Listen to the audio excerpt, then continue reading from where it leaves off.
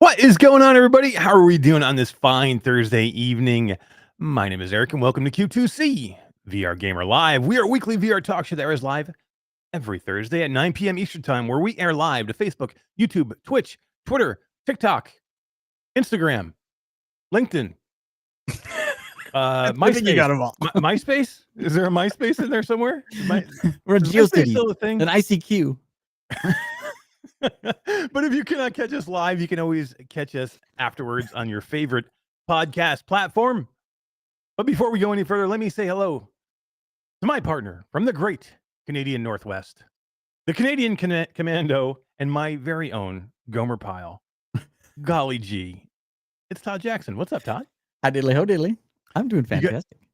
Do you remember Gomer Pyle? No, I mean, I No. don't remember. Yes, you do. I'm not that old. You're an old man, dude. I am an old man. Yes, I do Come know on. Garble. Of course, I know Garble Pyle. I think everybody does, even if you're not that old. He's just one of those guys. Dude, I'm so happy to be here. I did not know if I was going to make it here tonight. Like, I'm just happy You've had to a be rough on the week. air. Yeah. Yeah, Yeah. like we didn't go live last Thursday. Do you remember why? I don't even remember why. Why did we go live last Thursday? I think I don't remember. No, didn't you fall on your face?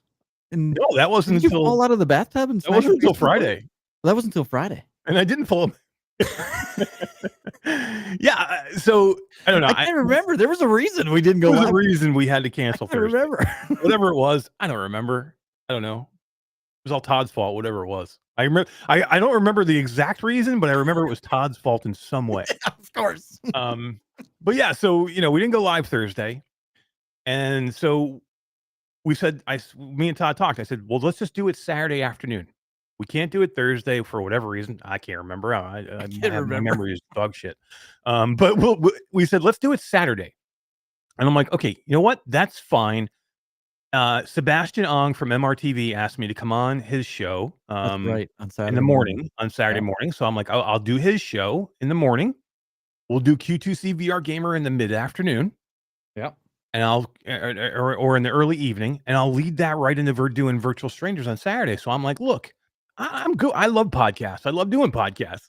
So I'm like, that's fine. I'll do 3 podcasts on Saturday. I'll kick ass with it. We'll talk a shit ton of VR. It'll be awesome. And I'm like, I'm raring and ready to do it. Who doesn't want to hang out with an entire day of 15 hours of podcasts with Eric Masher? Yeah, who doesn't? It would have been fun, really. It would have been a good time. Yeah, right. So I put it out No, there. you I'm had like, to fall out of the bathtub, smash your face on the toilet. yeah, so I put it out there. I'm like, hey, spend the whole day with me Saturday, guys, and come watch all these shows, and I'll be there.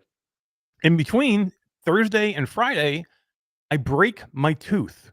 So my molar all the way in the back, on my right side of my face, I break the tooth. The tooth had been cracked for a while. I had a filling in the tooth. The filling had fallen out a while back. I was just kind of like buying time till I had to go, get it refilled. And I had cracked it somewhere along the lines. And it was okay. It's no big deal. It's just a crack. I was like, I'll just get it filled and get it capped. Well, I waited too long. The tooth broke. Just like the whole outside of the tooth basically broke off of it on Friday. So now it's like 5 p.m. Friday. All the dentist offices are closed. And I'm like, okay, well, I can just get through the weekend. It's a broken tooth. It's not that big of a deal. About 2 hours later, the tooth abscesses and gets infected. Ouch. Now, ouch. My life is fucked, bro. My life is. I'm just asking for God to kill me at this point. Like, it's 2:30 in the morning on Friday. Going into Saturday morning. I'm like, I just need to find an emergency dentist at this point because I need to get some drugs or something until I can get some drugs done. The pain can't handle it. The emergency dentist doesn't open up until 11 a.m. So I gotta wait. Now it's 2:30 in the morning. I'm free. If you ever had a tooth that's infected, man, I wish this pain on no one because I have never been in this much pain in my entire life. And here's what it is: usually, if you have pain, it ebbs and flows, right? It comes and it goes. You can deal with it, and it goes away, so you get a little bit of relief. Yeah, you take an Advil, it goes away for a couple hours, and then it comes back, and you deal with it again. Yeah. Dude, I'm popping every pill I got, and like there's zero relief, man. I have no relief. I literally, I'm at one point, I'm down on my hands and knees pounding on the floor because my face hurts so Oh bad. my God, tell me Steph has video footage of this stuff. Because if you ever had an abscessed tooth or an infected tooth, No. it basically throbs like it's a heartbeat, dude, and it just gets bigger and bigger. And what happens is it starts to put pressure on your entire jaw, and all your other teeth around it hurt. And then it started to hurt up into my freaking ear and up into Just making my teeth hurt here in the story.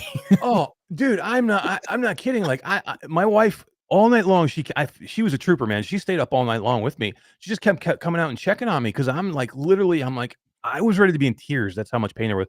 And I'm just begging. I'm like, just somebody to kill me, right? I'm like Steph, get a pickaxe out of the garage, put it through my brain, right? But I get to the morning, I go to the place. They're like, we can't do anything for you. This tooth, it's hot, man. It's an infected tooth. You can't do anything. They're like, we'll give you a whole bunch of freaking antibiotics. We'll give you some hydrocodones. At least I get some relief. I have to wait until today to have this tooth root canal. And then they ended up pulling the damn tooth anyway. Like it's the last tooth all the way in the back. I was supposed to sit there for 4 hours today and have a root canal. Dennis is like, dude, you're an old man. Just let me pull this tooth. There's no reason to. It's your last tooth, all the way in the back. It's a freaking molar. He's like, let me just pull the damn thing. I don't want to put you through freaking 4 hours of a root canal. I'm like, yank that big. Yank that. Yeah. Now I am here. I made a podcast. I am drugged up beyond bejesus right now. I got 2 hydros in me, 2 big ibuprofen pills. I'm ready to rock and roll. I'm drinking coffee. I told him, I said, you just need to swish some scotch around in your mouth. That's what a real man would have done. The pain would have gone away. It would have cleaned it all out. You'd been fine. Scott, what would a real man have done? God, what would a real man have done in that? I don't know, in the man. service, you probably had bullet holes in you and shit. Like, no, I was was I'm lucky telling enough to you. never get shot. I was lucky. I don't know, man. I just had a bunch of dental work done too, and I actually have to go back on Monday. And I'm the biggest pussy when it comes to the dentist. Let me just be very blunt with it. I hate the dentist. I'm terrified of the dentist. I don't get that. I can't fall asleep stand at the dentist. I hate them. Yeah, I like think they're what cleaning really my teeth. bothers I me fall the asleep. most is like the bite blocks they put in your mouth now to hold your mouth open. My dentist here doesn't use those, thank God. But I could not do the bite blocks. Like they were fucking atrocious. So no way. I found a dentist here that doesn't use them, and I have to go back on Monday and then go back again and do some more. Oh my. Damn. And then I get like my final like crowns that I need like right before I fly to like to Sweden in August. Is there something in the water in Florida that we should all know about? Or something No, missing so from the water it in happens Florida? to a lot of it. So the problem is with me, it happens to a lot of veterans, especially something happened over there, and the VA is looking into it. We can't get dental Coverage. for it yet. Really? But we have extreme dry mouth. Like no matter what I do, I always have a drink next to me drinking. I have a lozenge, something. My mouth is always consistently dry no matter what. No matter what I do, I've used medicated toothpaste, but there's like thousands and thousands and thousands of like there's a Reddit thread somewhere that I read before, hundreds of veterans with the same problem. So dryness creates cavities. So that's what That's interesting. Ah. Because I have super dry mouth too. That's weird. I so never that's looked into something- it. Maybe it's because you just drink so much of those old fashions. You get dry mouth. Yeah. Oh, those are good. I don't have dental problems because of all the old fashions I drink. Yeah, right. You do drink a lot of old fashions. All right, guys, let's get into it. Enough of the tooth issues. Scott, what's going on, man? Welcome to the show. But it's been a bit, man. It's been a few minutes. It's been a little while since I've been on here. I know, it's crazy. Yeah, man. Thanks for coming in and talking today. We're gonna have fun today, man. We're gonna talk. I just want like you're to the point now. We're to the point. You're not coming on to interview. Like that's over. That was like that's when we first met. Now you're coming in. Now you're coming in to hang out. We're gonna talk. We're gonna chat, man.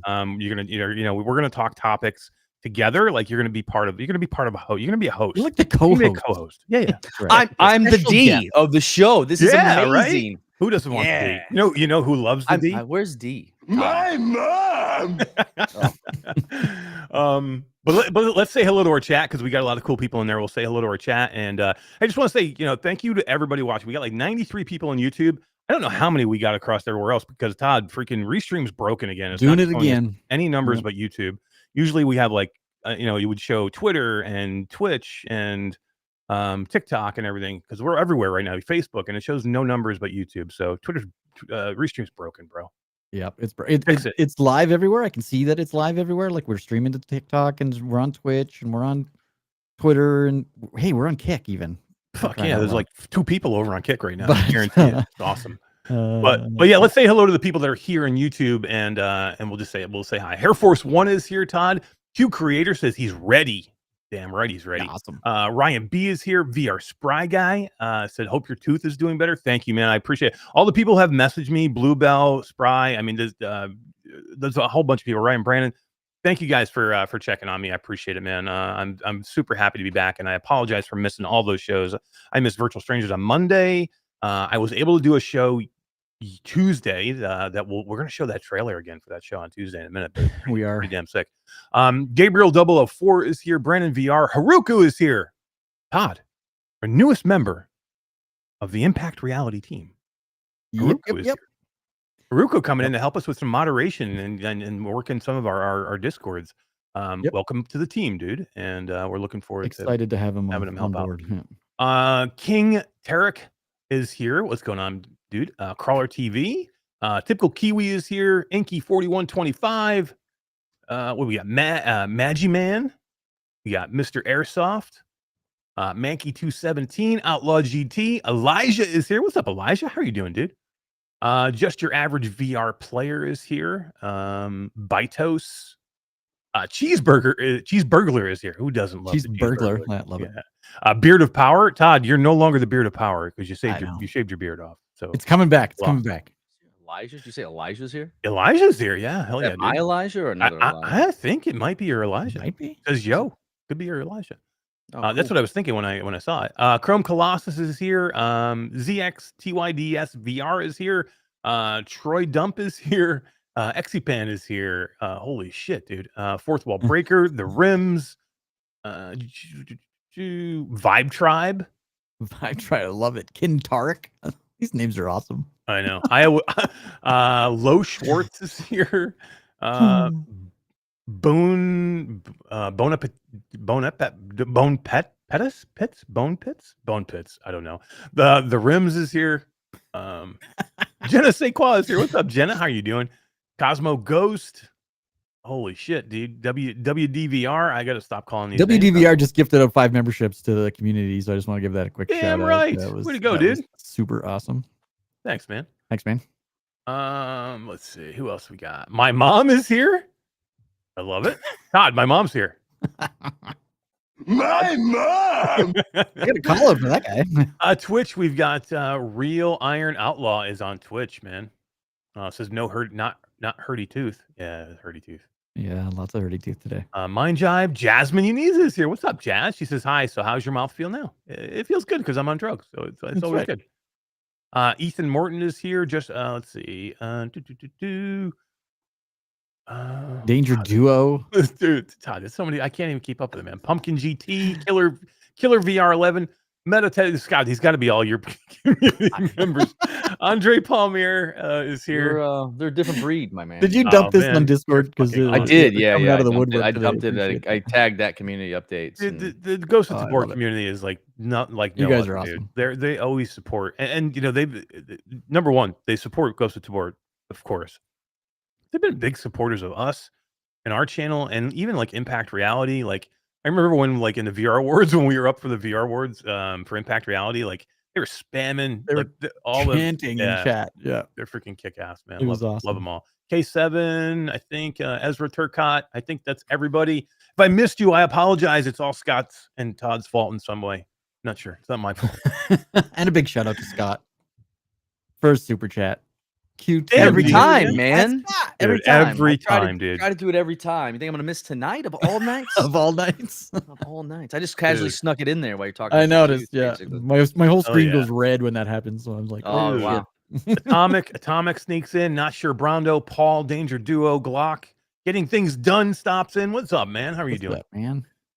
Scott, it's been a minute. I want to talk some cool stuff. But first off, did you see the new podcast that aired on Tuesday? No. There's a new podcast. What? It's a new podcast. taking everybody. Dude, by I worked storm. till like midnight. What podcast came out? All right, Todd, let's see the trailer or the intro for this killer There's a podcast. new one? Yeah. Who's on it? Mm. Am I going to see who's on it? Superstars in VR.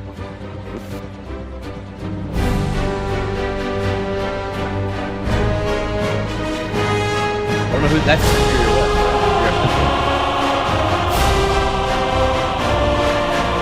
XR update. That man right there.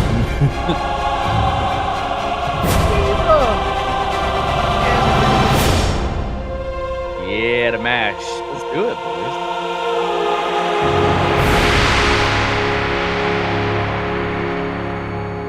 Dude, that is killer. I feel like I was just born there at the end with all that paint. Like I was just born again in the hospital. Oh my God! Time. The music, so good. The music that Todd put to Todd. Hats off to Todd. A little round of applause, everybody, for Todd. Todd did made that trailer, man. And kicked ass. How do you have time for this shit? Dude? Like, and Eric dropped it on me like, I don't know, 2 days before the podcast. He was like, "Yeah, I need you to do an intro, and I want like a superhero thing." I'm like, "Oh my God!" I want over the top. I'm thinking Marvel superhero. You know how you're flipping through the comic and you see that. I'm like, can you make that shit happen? And I did. Scott, you got people on the payroll. Like, you're like, what proper? You're like, dude, this is what I envisioned. Can you make that happen? Do it. Yeah, you know, it's weird. He's good at that. He knows how to translate what I blurt out like a 7-year-old. Exactly. I do this shit all the time. time. Exactly how that is. Yeah. I did it like 5 minutes before the show. I'm like, Todd, is there any way we could do this? I was looking, I seen on my camera. I'm like, what the fuck is on my shoulder? And I went home before this and came back to work. That's my 7-month-old. He had bananas tonight and he bit my shoulder. And he bit you. Nice. Yeah. It's banana mark. But yeah, it's cool, man. XR update every 2 weeks on Tuesdays, I think, right? Tuesdays, Todd, like in the mid-afternoon. Every second Tuesday, yeah, like every couple weeks, yeah, not every week. A couple weeks. Tuesday, I don't know how you do it. And a mix of people. Like, it's not going to be the same people every time. Yeah. Like, it's going to be that whole team. All those people that you kind of saw flip through there could be any one of them. Could be me. Could be Todd. Could be Steve, Jasmine. Cool. Wise, Alex, Wes. You know, we'll have people. Miles Dyer. People will stop in from time to time. You might see 2 people, 3 people. We had 7 people on the inaugural one on Tuesday. Yeah. So yeah, it'd be cool, man. And I love more podcasts, and maybe we get Scott. It's gonna be something a little different. It's gonna be shorter. It's only gonna be an hour. It's gonna be less about the news, more about what's happening with XR Update, the news website, and Impact Reality, and Flat to VR, and all that kind of stuff. So yeah, it's gonna be cool.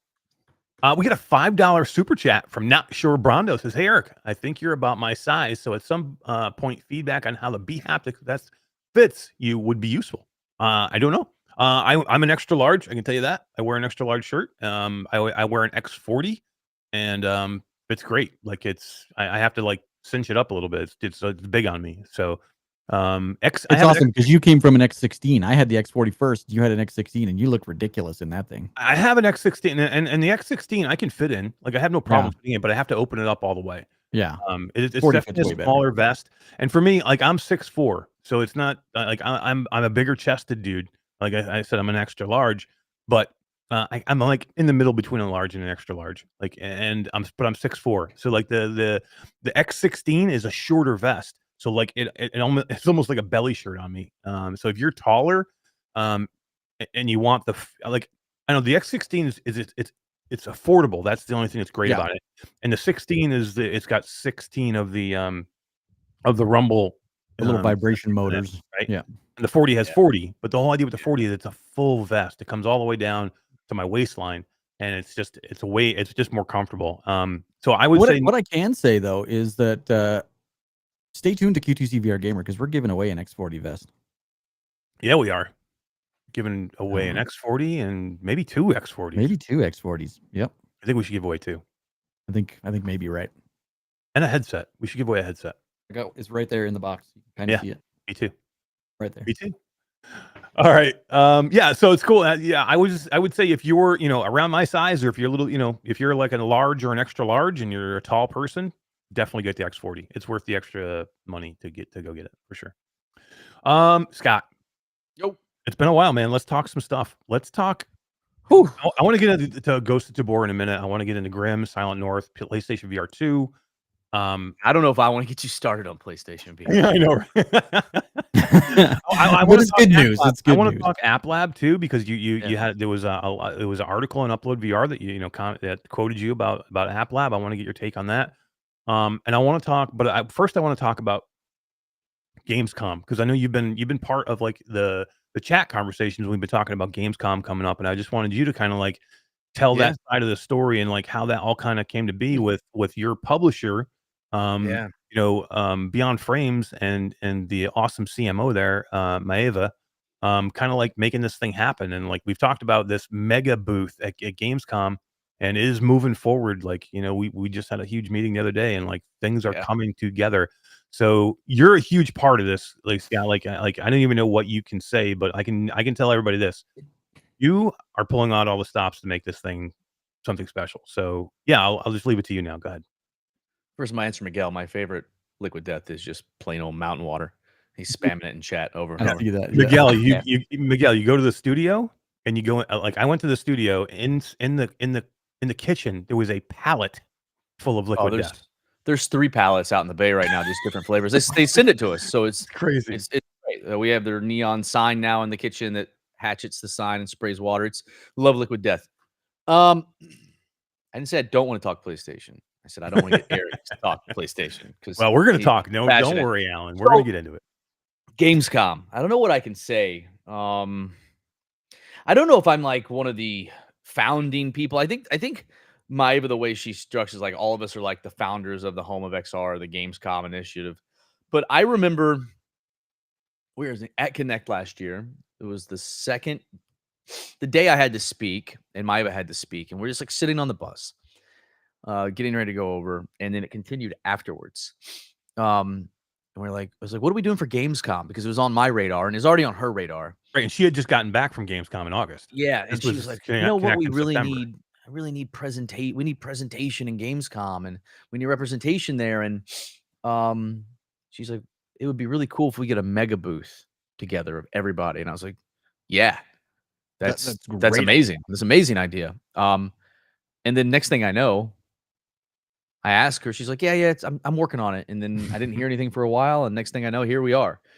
And we had to pull, some strings I wish we didn't have to pull, and do some things that I wish we didn't have to do personally, but with the money that we were putting up for it. But at the end of the day, it's not about, the studio or anything like that. It's about the top players in VR showing that we're united, even if we're competitors, and that we want VR to be bigger than it is now and continue to grow further and further into the future. And there's a lot of cool people coming on board, a part of this, that are helping us do it. I mean, you got Flat VR, you've got In Dreams, Fast Travel, Vertigo, Combat Waffle. Who's the other big one? Beyond Frames is there. Beyond Frames is Soul there. Assembly. Soul Assembly, and then Patient 8, which I didn't even know that studio. I didn't know who that studio was, and they came on, and then I bought one of their games, and now I'm sucked in. Right? Yeah. Which one? The Miracle Pool. Miracle Pool. Miracle Pool. Yeah. Cool. Yeah. That's a cool game. I was playing it last night. I told my wife I was testing Silent North, and I was actually playing Miracle Pool. I'm working, honey. I promise. Yeah. She's like, that's in Silent North. I'm like, yeah. I'm testing a new knife mechanic. Yeah, I'm testing a knife mechanic. Yeah. So I think it's going to be cool, and being able to be a huge part of the first year means a lot. And I hope every year from here on out, I can continue to be a part in some way, shape, or form. If that founding member title, sticks or whatever it is, it doesn't matter. It's just, I just hope that I have the opportunity for our studio to still be in a good place to still continue doing these things when we need to step up. If people need us to step up to where we have that position to do such.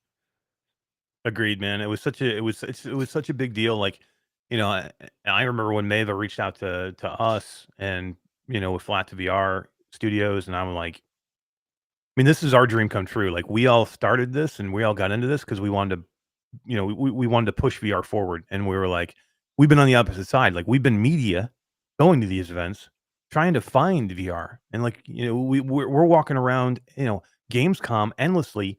And you can't, you catch a glimpse of a headset here or there, but it's like finding a needle in a haystack. So yeah, and it's such a big venue. It's not like you go into PAX or something where there might huge. be a little corner and you'll find the VR stuff. At Gamescom, you're never gonna find half the stuff. It's crazy the size of it. This was super 500,000 smart. people will go through Gamescom. Yeah, 500,000. It's insane the amount of people. So Crazy, right? yeah. So when when Mava was like, will you guys be part of it? I'm like, hell yeah. Like we'll figure out a way to be part of it. You know what I mean? We'll do what we can, and yeah, what you guys are doing at Combat Waffle Studios and getting behind this is pretty much unprecedented. But you're right. It's a conglomeration of a lot of big companies getting together, putting their own things aside, and kind of making something happen, because it's not easy, right? These are all other gaming companies that are vying for the same customers that we are with it. But but we're looking at the bigger picture here, right? You get End Dreams and Vertigo Games and Soul Assembly and Combat Waffle and Plat VR and Beyond Frames, and I'm sure I'm missing something. End Dreams, those are the ones that came together, and we're like, we just, and being in the meetings with these guys and planning things, and seeing how everybody's like kind of like really looking, to just forward the whole thing. You know what I mean? Make it something special, and make it something that people can be proud of, that are in this industry. Is just super cool to see. So I love it. Scott, what are you showing there? Oh no! So they keep saying like Scott's got a PSVR toy in the background, so I was just covering it up with our new hat model coming out soon. Yeah. just playing with it. It didn't take me long. I was watching. You know what you have in the They saw that background thing there? right away. Yeah, you know what you have in the background there that I'm besides the PlayStation VR 2. Let's see the saw. Can you grab the saw? Dude, look at this thing. This is insane. How heavy is that thing in real life? Like, That's not bad. no? Oh throw it. god. Damn. I carried it for a long time. I'm used to it. You're probably used to it. Yeah. Oh my god. YouTube's gonna fucking like take the video down now. Oh, it almost fell. It's all folks. It's fine. It's a YouTube's gonna hate us, but I don't care. It's fine. They're all toys, YouTube. They're all toys. Yeah, these are all toys. This is a toy. Yeah, it's airsoft. They're all airsoft guns. Yeah. Or airsoft pew-pews. Don't mention the G word. Damn. Oh, airsoft. It's so kick-ass. Gas pieces, that's sick. I'm so glad you got the wall up. That looks so good. Yeah, it looks good behind your office, behind your desk. When Eric and I are in these meetings, right? And all, god damn it, all these other studios, they're all like in Europe. Oh yeah, so they have their guns. Like, it's so foreign. Flabbergasted when they see that. So whenever I pop in, it's just like, I'm like, oh yeah, it's real. Yeah. Take them. It's real. Yeah. Yes, because they think it's like a back, like a fake background. Like no, it's I can touch it. It's there. Yeah. But cool. Yeah. So Gamescom's awesome. I can't wait. Guys, there's gonna be some cool stuff. There's gonna be a VR showcase on the August 15th, right before that. That Gamescom, and there's gonna be some awesome shit shown there, Scott. Yeah. I'm excited. I'm actually really excited being on the know to know what's coming. Mm-hmm. I'm excited. I mean, not just for our titles, because I think that's what I love about you. You're a gamer too. Like, you love games, dude. You play a lot of other people's games as much as you play, yours. And you're not afraid to talk about it, which is good. Some developers don't talk about anything but their own game. Only one company I will not promote. Period. There's one company. I won't say their name. I won't talk about them. I won't play their game. And it's just because of a personal relationship issue we had in the past. But everyone else, like, send me your game if you may try it. Even after Connect last year, I had a lot of people send me their games and send me keys on AppLab. And I played them and I gave honest feedback to them. One of them was actually a really cool helicopter game that I wish he would have just changed a couple things and it would have been cool. But then he just killed it. He didn't proceed with it. Oh, no way. Yeah, it was like an old like arcade like shooter, but you're in a helicopter. Like, it was kind of game, super cool. Yeah, it was really cool. I think I remember that one. Yeah. Yeah, it was really cool. I'm excited about Connect again this year for that same reason. I want to be able to connect with the, whether we have a speaking engagement or not, the fact that I'm there and we get to connect with the other indie devs and try to help any way that I can, because we came from AppLab and all that stuff. So it's nice to be able to try to give some of that knowledge and ways to navigate those waters, because they can be very treacherous if you're not prepared, especially with that thing right there. All right, let's talk about it. Everybody wants to know. So we went to England. We did the event that Combat Waffle put on in England, which was absolutely crazy, amazing. You brought all these awesome creators in to kind of celebrate Combat Waffle, and you had some news that you did like a little fireside chat there and kind of did some interviews, but it was kind of embargoed information that nobody could kind of like release until I think it was the 9th of July. And that was the news that about the PlayStation VR 2. Yeah, late summer, early fall. Yeah, super exciting. Yeah, still I know you guys have been working on it for a while, right? Well, so and I have to say this because everybody's in here, and I hope you all spread the word. We have had our hands with making sure the game is being set up, but our team is only so big. And while we continue to polish, we've been in such a bug fix and polish mode for so long now, because we do have some crashes, like some PhysX crashes and stuff we're trying to fix. We actually partnered with a company called VR Monkey. Which VR Monkey's done a lot of ports, and a lot of PlayStation ports. Came highly recommended, and they've been working on this thing since last year. I have not played the final submission yet. I'm still waiting. My dev kit's set up right here next to me. My headset. I'm ready to play it. We're just trying to get some final things tweaked, some small crashes they found. They've been great. We'll see how it goes. I mean, that's all I know. I know it's gonna be cool. But yeah, it's gonna be cool. Yeah, I'm excited. It's a great headset, and you know what? You know what I'm excited for? It's just the passionate PlayStation VR 2 players. I mean, there's a lot that just that just support that headset, and they that's what they have, and that's where they want to play it. And they've been waiting for some good quality first-person shooters, right? They thought they had it with games like Firewall Ultra. They thought they had it with Sierra Squad. This is going to blow them away. The guys that have never played it because they only play PlayStation VR 2 games, it's going to blow them away. And there's a lot of them. I can't believe our Twitter. I'm so glad our Twitter. Well, it hasn't really slowed down, but for a long time, every post is when PSVR 2, right? Right. I think it's really cool to go to PlayStation. One, because I think I said it during the fireside. I forgot who asked me. Maybe it was Gamertag, but I grew up a kid of that era. Like my first console was a Nintendo, then a Sega Genesis, then an N64, then a PS1, then a PS2, PS3, PS4, PS5. I think I had like one Xbox that entire time. I was always a Sony kid. And I think just going from being like a 12-year-old, getting like your first PlayStation, an 11-year-old, 10-year-old, whatever old I was then, I'd have to look at the date when it released, to being almost 40 now and dropping a game on PlayStation. Like, dude, you have come full circle. Like, hell yeah. Yeah, it's like, all right, I'm good now. Like, I can't believe it's so cool. It's just a cool feeling. The fact that you got a game on PlayStation that's cross-play with PCVR and Quest and Pico, and like it's such a surreal feeling.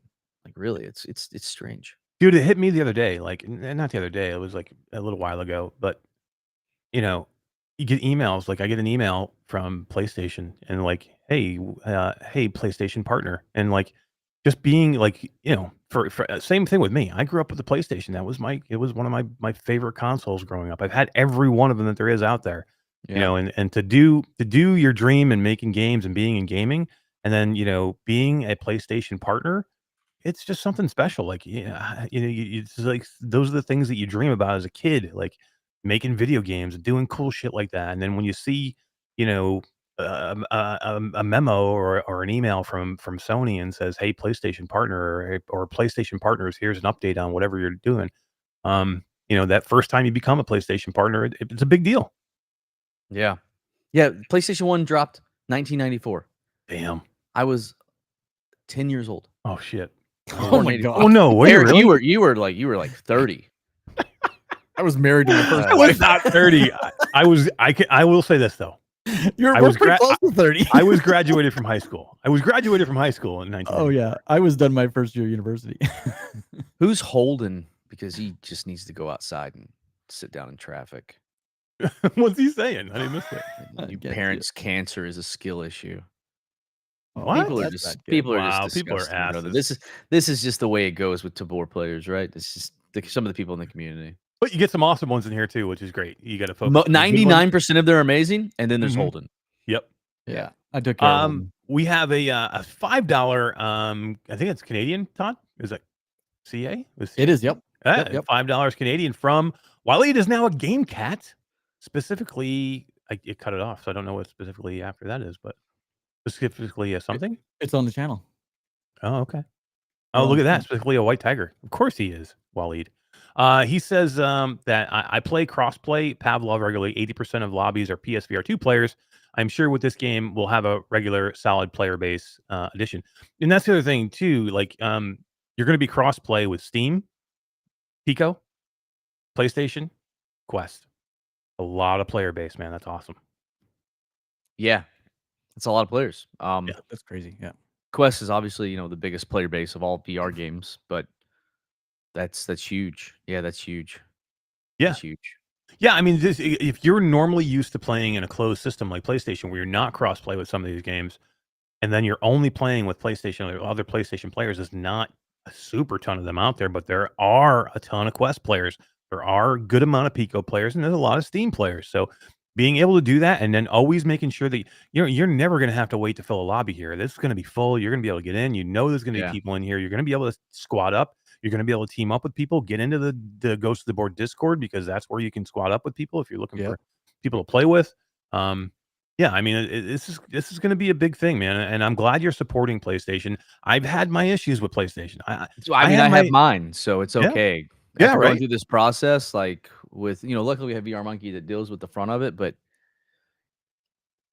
when if people listen to this and your devs or even your players, and you're looking at game studios and you're like, why aren't you on PlayStation? They do not make it easy or friendly. Like, it's not. They're the most complicated. Like, it's horrible. It's the worst of all the platforms to go to when it comes to their checks and their requirements, and that's what I'm saying. It's like it's not fun. But I get it. I get why they do it. PlayStation has a name and a reputation. They want to uphold it, the safety and security of their network. Got it. One thing I don't like is you have to have an option for players to turn crossplay off. Right. And if I tell you right now, if you're doing that with PlayStation, I think you're probably gonna end up some pretty empty lobbies.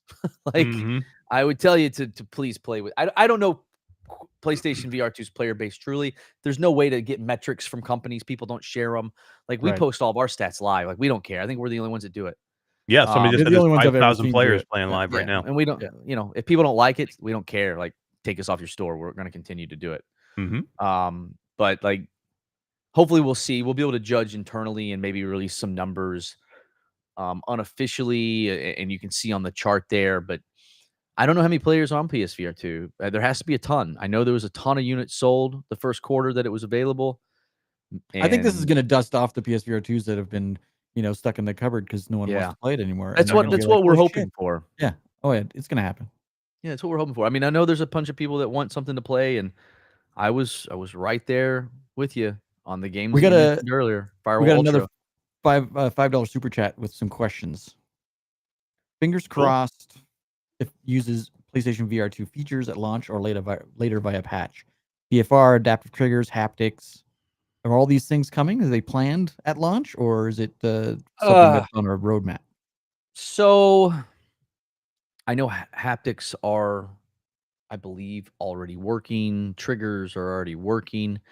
I don't. The other FDR, I think it's what it is, or DFR. DFR, yeah. I believe they're working on that. There were some bugs in the background because it uses it's a sub branch of the meta branch of Unreal Engine, and it caused some issues. Like, there was a bunch of stuff wrong. Like, developing on PlayStation is just really hard. Like, Fire Ant throws out a ton of bugs and crashes until you get it to work right, and you gotta change you gotta change the Fire Ant plugin from Sony. Like, we had to change it ourselves, like recode it in certain areas. Oh, wow.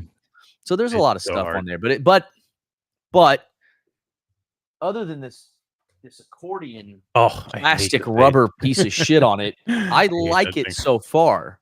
Yeah. It's just, for me, it just sits on my socket. Exactly, and mine too. Yeah. Yep. Sits on there, and then the bridge of my nose, it hurts like a mother, man. I just wish if they had a normal PU leather facial interface, it would be probably one of the most comfortable. Because I like the design, just hate the interface. The Pico 4 is the same way with me, and so is the Quest Pro. There's a good aftermarket ones though that fix that problem. I've got the Quest Pro aftermarket one. It's good, but it still puts a pressure right here. And so does the Pico aftermarket. It puts a pressure right here, like a high school American football helmet. The Pico ones, I find the globular cluster one I have is really good. I'll send you a link. Yeah. But the PSVR 2, I don't understand why more people aren't making replacements. Like no one has come out with a fucking more comfortable. I honestly, man, from dealing with this and seeing what the publishers had to deal with and everything else, I don't know if Sony. Do they need approval? I don't know if they care. I don't think Sony's really pushing VR. I think there's been an internal power switch that Sony's not. They don't see it, but maybe us and some other games that I know are coming can say, "Oh wait, let's get back into VR. Let's get back into VR." Yeah, but you're right. Like Firewall Ultra, like that game should have been the game, and it was a fucking flop. They had the chance. Like I hated it. I hated everything about that game. There was not one thing I could say positive about it. Honestly, like same. And then the way they reacted to the community. That was blaming the community. That was really smart. Like, dude, blaming the community for their broken ass game was the dumbest thing I've ever seen. Like going out the door, backhand the community that supported you through your entire first game, and then you come out with a janky ass broken game that wasn't fun to play, that you walled up so people couldn't enjoy it. And you didn't get feedback from your community before you launched the game, and then you're going to blame everybody else for it. That was bad. Yeah, but I think you're right, Scott. Like here it is to me. Like, I love the Sony headset. I think it's a great headset. I'm not a big fan of Sony right now. I just want that. I want them to support the headsets that they put out there that people spent their hard-earned money on. That's all I want. But here's what I will say: developers like you. Vertigo Games and Dreams, they're gonna go put their games on there. So and a lot of smaller developers too. And that's the only thing. That's the only way to bring Sony back to the table. We have to Flat to VR Studios, Combat Waffle Studios, Vertigo Games and Dreams, Fast Travel Games. We have to go put the games there to make people want to play there. And then they'll buy more headsets, and that will bring Sony back to the table. That's the only way that's going to do it. Because right now, if you're waiting for Sony to figure out what they're going to do to help promote their system, that's not going to happen. And then isn't that sad though? Like, why are we doing so much work as developers and gamers to make a headset successful when the company that makes the fucking headset doesn't give a shit? Like, I don't know, man. I think you have a lot of people in Sony that do give a shit, but I think you have some people that just recently came into power that don't. Yeah, and when they're wrecking it for everybody else. Yeah. No, that's 100% what it is. You had a regime change somewhere in the middle. They were all for it. They put millions and millions of dollars into making this headset, and then they kind of like made the headset and launched it. It seemed like they had a regime change, and they're like, they don't give a shit whether it succeeds or fails now. And like I said, the only way to do it now, and this is what we said a long time ago, we're going to support it. Like we'll do it. Like if we can put it on there, we're going to do it and make it work, just because it's a good community out there. And there's no sense as long, but again, Scott, you got to make it to where we can afford to do it. Like developers can't afford to just go blow, all kind of, right? That means you're paying VR Monkey right now to do that port. You got to pay them to do it. You got to give them, that time has to go in there. And then you're going to have to promote it. And then you're going to have to put all this behind it. So it's not like it's cheap for you to do it. And then people have to go out buy it, because if they don't buy it, then you can't lose money. Yeah, 1000%. I mean, even in the hardware, like the dev kits, like you got to pay for, not cheap at all. Like they're so expensive. Like it's insane that a dev kit costs more than me going and buying a PlayStation from the store. Like that to me is insanity. It's insanity. Yeah, that's ridiculous. For a giant brick that does nothing. Yeah, no, it's insane. It's interesting. PlayStation's interesting. I'm excited to see where it goes. I'm excited to see where the Tabor community, what it does over there. I know there's games that's very successful, like Pavlov and Breachers. They're doing great. I talk to the guys at Breachers quite often, or try to at least send messages, say hi. And I keep an eye out on what they're doing, and they seem to have a pretty decent player base there. And I know Pavlov has a good player base there, but Pavlov has a good player base everywhere. So it's like, I think we'll be okay over there. And I said it, as long as I don't care to make a ton of money on PlayStation. It's not about that. I know we have players there. As long as we can recoup what we spent to port it, I can give a shit less. Yep. That's it. Yeah, and that's as long as it doesn't hurt the company. That's all I care about. Yeah. That's all you can ask for, I think, at this point. Like, again, you have to support it enough to where we can get as many people in there as we can, and then hopefully that will, bring more people to the table, and they'll start buying games and buying headsets, and that will in turn get Sony back interested in again. So, but yeah, I think you're right. I think that's the only way to do it. Don't make any Sony leaders hate you. I don't think I'm talking shit.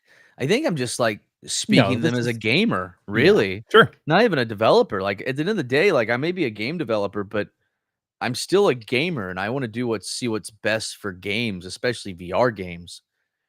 Like I said, this is gonna dust off headsets, and it's gonna. I think it's gonna open the eyes of Sony too, and they're like, "Holy shit! Look at all these people playing this game." The only thing that's gonna continue PSVR 2, if Sony's not gonna do it, is our indie devs, and you have to, like Eric said, you've got to make it affordable for the devs to do it. And and honestly, I can go buy a Quest 3 right now from the store for $400 and start deving on it with $400. If I'm gonna go do Sony, I'm gonna spend a shit ton more. Oh yeah, like I should a lot more. I've got to buy the dev kit. I've got to buy a headset. I've got then I may have to get like a PlayStation 5 if I want to test it when it comes out, because I can't do that from the dev kit. I can't test live store games on the dev kit, right? So it's like there's a lot of steps with Sony. I get it. Oh, you gotta have a static IP to develop on it, right? You gotta pay extra internet money every year, every month to even develop on the damn dev kit. Like I get it. It's Sony. I appreciate the shit out of Sony. I'm a Sony kid. I love Sony. But if you want VR devs that are indie in nature to be able to afford it, you got to make it. You got to meet us somewhere in the middle. Agreed. Couldn't say it better. I love it. Scott, let's talk about Grim and Silent North too now a little bit. I want to so you had some updates, some news on Grim, news on Silent North. I got a chance to demo Silent North, man, and I'm telling you, holy shit. Oh, holy shit. That's all I'll say. That's all I can say. But yeah, even completely different. It's completely different since you played it, what, a month ago? Oh wow, really? Yeah. All right, that's it. Now I'm gonna drive down. Yeah. Now I need to try it again. Yeah. But yeah, tell us a little bit about Grim and Silent North. I don't even know what to tell you. What can you? What can you tell us? Yeah. Tell us something. Chugging along. I know Grim will be opening up larger play tests for testers here really soon. Next couple months, including Quest testers. We need to really slam our servers. Start testing that. And then Silent North will also start that this year as well. Awesome.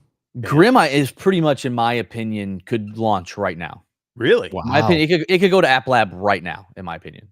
The game is in. The problem is Spoon is a fucking perfectionist, so you'll never get him. Like, we've got milestones for a reason. So Spoon he'll never be done with that game. Right? I love Spoon.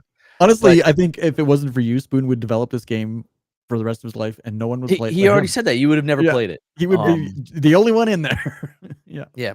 That's awesome. He had some friends that he tested for him, but we're only finishing the map. That's it. The map is what's being waiting on. That's it. And then I know that after the Mars releases, he's actually going to start working on the island map again, to where you can play one of two versions of Grim. So you'll either be back on Earth on an island, or you'll be in Mars. Like, it sounds pretty cool. And I know that he's going to PlayStation VR 2 as well. Nice. Oh yeah. So Alan says, do you plan to release Grim on PlayStation VR 2 at the same time as Quest? I think it'll be after, because Spoon is developing this solo. So, right. Then let's see. Silent North. It's crazy good, guys, already. Silent North is map's still under work. We're still working on zombies. We're still working on characters. Right now, they just finished up gun bases, and we're starting to set up different guns and that kind of thing. We've got a dedicated guy. Actually, he worked on Aspire 2. If you ever played it, if you liked it, he worked on he actually did the AI in Aspire 2. That's who we hired, and he's one of the devs there that did all the AI, and he's working on our zombies AI now. That's cool. The guns in Great Silent studio. North, like the guns are so good and like so realistically lifelike, like real life in Ghost of Tabor. Is it going to be similar in Silent North, or is it going to be as stringent as Tabor is? I'm sorry, what was that again? I zoned out. I was reading comments. It's okay. You gotta stay away from the comments. Yeah. I was just talking about the guns, and the guns in Tabor are so lifelike. Like everything is real life. Like, we will have the same type of gunplay in Silent North. Will it be pretty much the same physics and the same realism? You will see. Yeah, there'll still be some realism. I think the biggest thing we took from it was the mag insertion, because it's such a unique mechanic to Tabor. Mm-hmm. And I'm currently trying to convince Spoon to put it in Grim, but he's fighting me on it. So I feel like it needs to be there personally, though. So the mag insertion you're talking about, like, so if you're looking at like an AK and you have the you curved rock mag, it you've in, got to really get it just like real life. Like you get it rock it close in. and it automatically slides in. Attachments will attach, but they'll be in set places. We want to make it. That's a really heavy experience for you to get that into Tabor. Like, it's really resource heavy for that type of thing to happen. So it's not going to be in Silent North. They'll go in set places, the attachments, but the way the guns shoot, the way they operate, everything is still real to life. Yeah. I want to go through these super chats because we got a whole bunch coming in. They're backing up now. I think Waleed had another super chat. Waleed is now, he had two of them actually. Waleed is now a Gamecat Spiffly White Tiger said, Firewall Studio messed up big, bad, janky design. Agreed. I couldn't say that any better. And then he dropped another one as well. Looks like his $5 favorite. Thank you. Favorite lineup from PSVR 2: Tabor, Wanderer, Arkan, Age, Aliens, Metro, Behemoth, Frenzy. Yeah, like there's a ton of good. There's a ton of games coming. This year is going to be crazy, right? Yeah. Good year for PSVR 2. Yeah, for sure. Metal Hellsinger. I'm really excited for Behemoth. So, me too. I played the demo, early on. It was phenomenal. And they're going to even run a newer demo at Gamescom. They just reached out to me, so they will be at Gamescom demoing Behemoth, not in our booth that we're going to be. They're going to have their own area, but they will be demoing a new version there. So I'm interested in checking that out as well again. But Killer VR 11 with all the Canadians showing up tonight. A lot of Canadians showing support. Said, why is it the Quest 3 runs the game at 72 frames per second, but when I use Side Quest, I could easily get a stable 120 frames per second? Oh, he's talking about Tabor?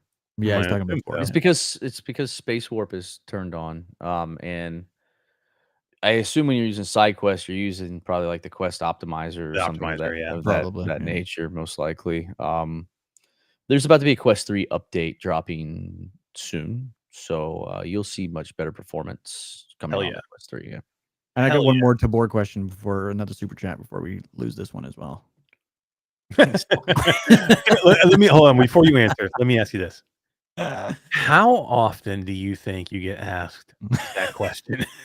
I got asked that question 2 days ago walking to my car. No way. House. No way. Really? Yeah, the kid down the street. Yeah. He's like, Scott, when's the wife? That's awesome. Oh man. You have toilet paper in your bathroom. We do, yeah. When at Ghost of Tabor that says when so some guy sent that to the old office. Like a case of it. A whole case and then like before it ever arrived, he got banned from Discord for being a dummy. Oh no. So I have no idea he even sent it. Like I have no idea. Way. Yeah. Oh man. Yeah. Oh, that sucks. Wipes are happening forever, man. You never know when they're going to come, and it's not going anywhere, right? Miguel's asking if they're going to get Founding Fathers on PlayStation VR 2. They will not. They'll get the Independence Edition. The Founding Fathers is gone forever. Yeah, you're never going to see that ever again, right? Never again. Never again. There's only like 2,000 Founding Fathers as well. Independence Edition will drop just like it did on Pico, just like it did on Quest when we went to the store. Right. And that's about as good as you can get to getting Founding Fathers again. You still get the DLC for free. It's pretty close. The only thing you don't get is like the Founding Father arm patch and the gun. You just get like Independence Edition Liberty Bell arm patch, and you get access to the Nuclear Knight gun. Yeah, but it's as close as you can actually get. Yeah. Nice. So on PlayStation, you'll be able to wipe just like you will everywhere else. So when you wipe now, it'll be cross-platform like everywhere. So it'll all happen at the same time. Like so if we wipe the game. Yeah, so when the PlayStation version launches, it'll just be like Pico, Steam, Quest. It'll all wipe at one time. There won't be any like delay or anything like that when you're trying to wipe across platform. No. So we'll have to plan a little better with Sony. Mhm. Because Sony's updates need to be verified by Sony every time you update. So we'll have to do some more planning just to make it happen for Sony. Because they do check everything you upload every single time. Oh yeah. That's gonna make it a little more difficult because if you got to send out the patches at the same time. Yeah. Well, so that's the thing. You submit to Sony, and then Sony approves, and then you just submit all the rest. Yeah. Skip all the rest. Just do it the next day or something. Yeah. So we've got it in our heads of how we'll do it. Sony does make it a little more difficult, but it is what it is. We have like 5 servers now, so we can build pretty quickly down in the office here. And 5 servers. That's insane. That's crazy. Yeah, and you have like an in studio server room. Yep. Yeah, we build everything here with cloud backups. We have a NAS server just for the media team for them to host all their mocap and video files remotely around the world, even proper, where he gets to dial in when he's not here in the office. He's in Singapore. He works and saves there. We've got the NAS where the guys are going to record in the green room on computers, and it instant uploads to the NAS so they can then pull it from their work machines in their other office. Yeah, we have a whole server room. We just had to put a new AC unit into the server room because it was getting so warm. Yeah. Nice. Yeah, it's fun. It's fun. Holy moly! Okay, I got a question for you. Yeah, we got so many more from Danger Duo. I play in a Quest 1 on Tabor. Do I need to get the Quest 3S? How are you playing on a Quest 1? What? I think earlier on he said that he plays Steam version through with. Okay, that makes sense. Yeah. I mean, is that still gonna work? Like, I guess. I mean, the Quest 3S, we don't know just yet. Using it as a display, so we don't know yet what the Quest 3S is going to be yet. Like, I want to. We need to find out exactly what the specs are for that headset. But I think what the price is going to be for what I think it's going to be. I would say if you haven't upgraded yet, that may be the one you want to go to. I mean, that'll be a huge jump from the 1 to the 3S. Holy crap! He's gonna. I don't see why. Like, we get it at like people like, why can't you put on the Quest 1? Because the Quest 1's a fucking potato. Oh yeah, you can't, no way. They're not even. Meta's not going to allow you to. My wallet has more processing power in it than the fucking Quest 1. I mean, seriously, it's like at this point, it's like a 2010 chip. At this point, why are you still like? I get it. The Quest 3 is a little more expensive, but the Quest 2 went on sale. Like, why didn't you update the Quest 2 by this point? Like, I get it. Money. I get our economy's fucking shit right now. So anybody that buys my game, especially in this economy, I fucking appreciate the shit out of them for doing that because life is hard right now for everyone around the world. But like the Quest 1 is so, man, like you got to upgrade, not even the Quest 3S. Like you just need the Quest 2 or Quest 3 so bad. Like you don't know what you're missing out on. Like PCVR is great, but it's going to be massive. PCVR world is so tiny compared to the meta universe. Yeah. Like it's so tiny. Yeah. No, I don't mean to be like a meta fanboy, but I enjoy the shit out of meta. I enjoy it. Me too. Fuck it. Put the implant in me, Daddy Elon. Put it in my brain. I'm ready, man. Do it. I want the holodeck in my brain. Let's go. Yeah, definitely upgrade when you can, man. Like Danger Duo, like update and then come and tell us. Like, I want to know exactly what you say because it's gonna blow you away, dude. Like that's like jumping from a CV1 to a Valve Index. You know what I mean? Or even like a big screen beyond. Yes. Yeah, you sure can. Oh, cool. Hell yeah. Scott, this is like your show, man. You can do whatever the fuck you want. Boom. Here. Look at that thing. New hats. Yeah, new hats. From Savage Tacticians. It's a great hat. Hell yeah, dude. We'll do a comment in the video afterwards. And then I'll draw one. Just let me know and get me the address, and we'll ship them out a hat. After the show, come back to the channel, drop a comment on this stream, and we will pick someone to win that hat. That sounds hell yeah. I mean, I do love the classic though. This is I've got it on backwards too. Yeah.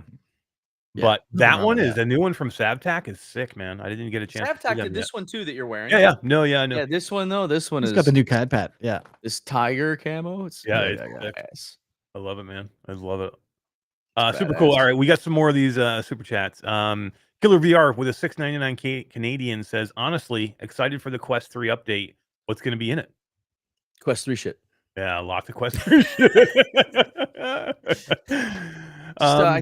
Pretty much improved graphics. Mixed reality Tabor, is that what I'm hearing? Oh, there you go. I wanna Walk sit in the down living your room. street and play Tabor. Scare the shit out of your neighbors. We got people be getting shot, dude. Yeah. You imagine? Yeah. Oh my So God. just a lot of graphical improvements because there's a lot to go there with the Quest 3 is a powerhouse. It's a hungry hog, man. Hell yeah. So yeah, we're working on it. Yeah. And I love when developers start to support the Quest 3 headset. Really, Jesus like, you know what I mean? Christ. People put money out there, support try and support it, make the update for it. WDVR with a $10 super chat. Thank you, man. Appreciate it. I appreciate all these super chats, by the way. You guys are awesome. Shout out to the founding fathers. Got mine. GG Scott for making an awesome game.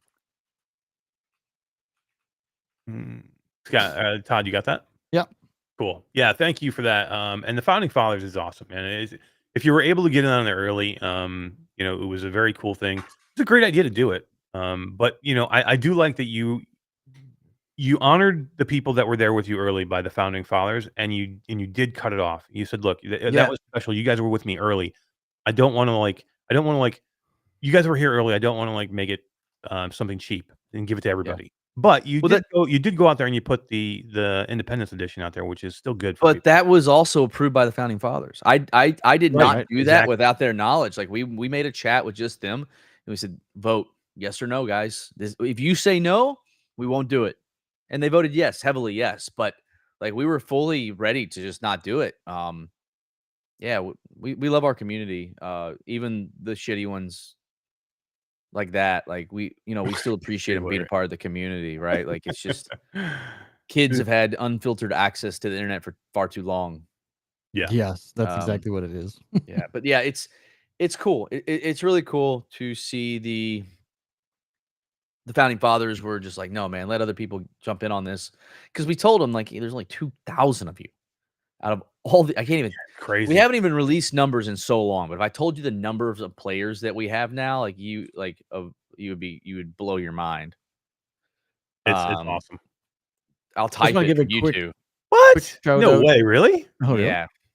That's insane, dude. I Like- didn't even know that. Holy crap. Yeah, that's an unseen stat. Holy shit. Wow. Yeah. Oh my god. I wish you could I share totally that lost my stuff train of because- thought. We're going to, and we actually Yeah. want to share Okay, cool good. stuff.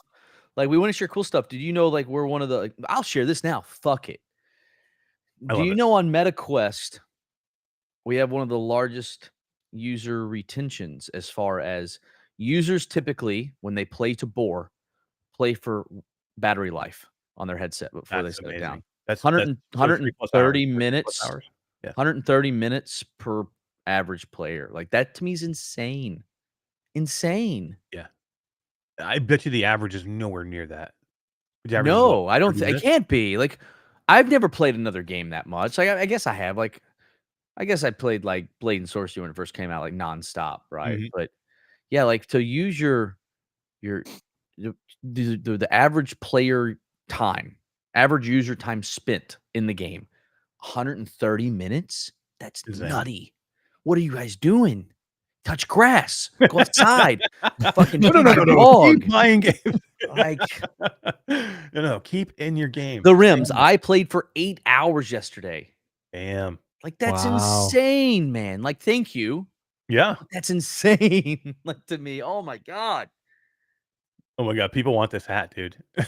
People Yeah. want this hat. It's gonna be big, man. We're gonna have it in the comments. What do they comment in the comments for the hat again? Ghost of Tabor in the All right, comments go- after the show. After the show, not here in this comment, but in the messages after the show. Like when you can go in and comment after the show, you can then message Ghost of Tabor there, and we'll draw a winner for that. Another super chat here. I got to catch up with them. KLSXR $1.99 super chat. Are there any new maps releasing soon? Maul will be releasing not at Wipe. It will come after Wipe. Nice. That's could be any time then. You never know. Who knows? You don't know when wipe is. Jake I do. Alward says $1.99 says, "What will pre-wipe event be?" You know, I don't know. I don't even know. We just hired a gameplay designer to help us start doing a full-time guy in-house. He's moving Nice. here in a few weeks. He's writing all of our new mission systems. He's Cool. doing all of that, and he's going to help us set up some really cool wipe events for the future. This one will probably be some features or parts of what you saw last time. Yeah. Nice. Love it. Super cool. Joshy V2 with a $20 super chat. Thank you, man. Hey, Joshy's the head of QA at Tabor. No, that's Josh. That Okay. Joshy. Hi, what's up? Lots of love, guys. Combat Waffle Studios for life. Hell yeah, dude. Thank you, man. Appreciate it. That's awesome. Freaking awesome. Appreciate that. And then Waleed with another freaking Waleed. You're on fire tonight, man. Thank you very much for the super chats. But Waleed is now a game cat, specifically a white tiger, with a $2 Canadian. Says the retention stat is very reassuring. Yeah, I mean, literally, and that's why I said I wish that Scott was able to publicly share the number he just gave us, because the number he just gave us is, number one, it's staggering. That he gave me and Todd, privately. It's a staggering number. It's huge. It's a crazy number, and it's reassuring for me to see those numbers. So I guarantee it's reassuring to all you people if you were able to see those numbers. That's why you said eventually you'll be able to show that number that you put there to us. Those numbers are good for VR people to know, to know that there are that many people supporting, and doing it. A single game. It's just going through a lot of loopholes for the publisher, especially our publisher is a public company in Sweden. So they need to make sure that they can put those numbers out at the right times with the board. And then we also have to get permission from Meta to put numbers out, and Steam to put numbers out. And he's going to a press release. Like, it's a whole thing now to release this kind of stuff. We're lucky. I mean, honestly, we're really lucky. Like, we can still even put the player counts out there, because I don't know of another studio that does it, and it's bad. No, literally. I wish they did. Wish more did. Yeah, me too. No, a lot of the platforms are so tight. Like, the platforms don't want you to know any information, and a lot. It's not. And again, look at the numbers that you're just showing. It's not because the information's bad. It's just that they want to be able to control it. Danger Duo, I missed his $2 super chat. I just want to get it here. I linked to my PC. Quest 2 is out of sale at the moment. I don't think you're gonna find any more Quest 2s. And he said he's 14. Yeah, good for you. Oh, jeez. Now, well, that explains why you got a Quest 1, man. Okay. Yeah. So no, look, you can't get the Quest 2 if you can't find one pre-sold somewhere, marketplace or anything. You're right. You're not gonna be able to find them brand new anymore. But find one on like sale. I said, the Quest 1 link will still work until they drop support for it, which is probably happening sooner than later. So I would keep your eyes out for. I think it'll still work. It just won't get updates. Danger Duo, do you play Gorilla Tag? Depending on how you answer, I'm gonna help you out. Oh, okay, interesting. I want to know the answer. I want to know the answer here, Danger Duo. Danger Duo. Do you play Gorilla Tag? Alex VR, my love in the muffin. house. Hey, buddy.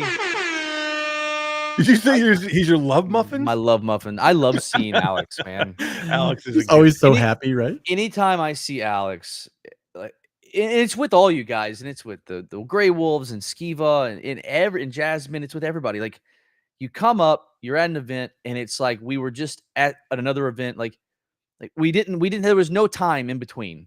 Mm-hmm. Right? There was no time. It was like we were just together the day before, even though we weren't. Like, and everybody's just even though it's been 6 months. Yeah, it's so cool, man. Like that. And that's sort of, for me, that's a big thing in my life, because it's the same way with my brothers and sisters in the military. Like, I haven't talked to in a long time. We cannot talk for 4 years and pick up the phone. It's like we just talked the day before. Yeah. And when you can find people like that in your life, it's really important to hang on to those people. Couldn't especially agree more. Genuine people. And like you guys and Alex, but every time I see Alex, it's just big smile, open arms, big hug. And I love it. Danger Duo said, heck no, I haven't touched that game, bruv. Now the next question is, Danger Duo, where do you live? Like, what country? Oh, that's a good question too. That's a good question. Mr. Woody here. What's up, Woody? How you doing, dude? I want to hit Tasselhof with a 27-month member, Q2C supporter for 27 freaking months. Way to go, Tass. We appreciate you, dude. Thank you so much. It says like, subscribe, join Q2C and the Tabor Discord. Hell yeah, do all those things. Let's see, Jake. Oh, we got the Jake already. We got the Joshy. What's up, Joshy? Thank you for that $20, dude. You rock. There was another question here that wasn't a super chat that I wanted to touch on. Let me just find it here. It basically it asked, is there an Arma type game coming from Combat Waffle Studios? I can't talk about any games after the two that are already announced. Yeah, really. You got 2 games ready that haven't been out yet. You can't talk about every game.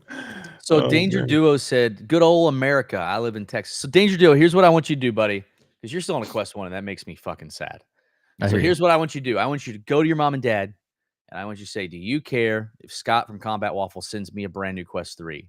Fuck if your parents will sign off on it, you get in touch with one of the guys. Get in touch with the guys here. Yep. Give me your address, and we're gonna ship you out a brand new Quest 3. Holy shit, dude! That's freaking awesome, man. That's freaking awesome. Makes me sad that you're on a Quest 1. Hell yeah, me too. And dude, that's why I love you, man. You just do some cool shit. That's all I gotta say. You do some cool shit. Man after my own heart. I love it. Burger Nuggets with $1.99 super chat. Scott, please let me exfil with KR Tech's body armor. Kurtex body, yeah. Yeah. But Kurtex body armor or body? No, I think he said body. Yeah. No, we're not going to do that. We're not going to do that. No. He wants to take the whole body out? He wants to take the whole body out. He wanted the armor. Bad juju. It's bad juju. Yeah. Definitely bad juju.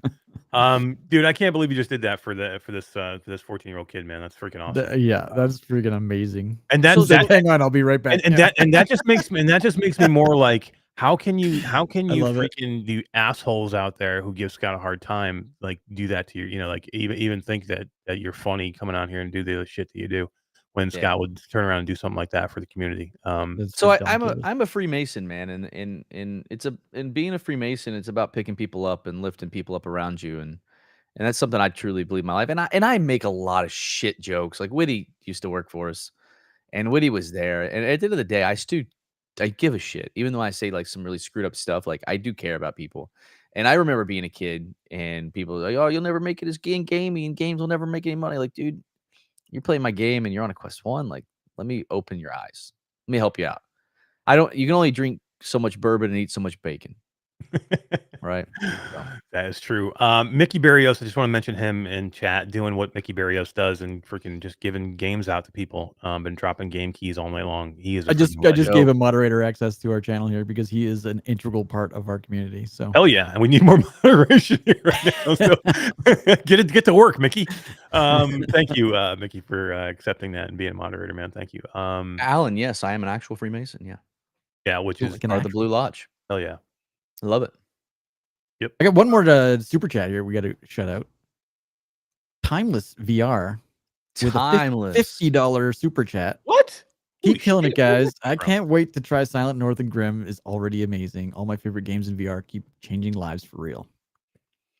If you don't follow Timeless, you should definitely follow Timeless. Timeless is and somebody keeps asking if I'm good friends with Scope OG. You should also go follow Scope OG. Those are 2 amazing creators. Agreed. Yeah. Timeless, you're kick ass, dude. Thank you so much. And yeah, we appreciate you all the way around. You know that. You know that already, but we appreciate you, man. Thank you for that super chat.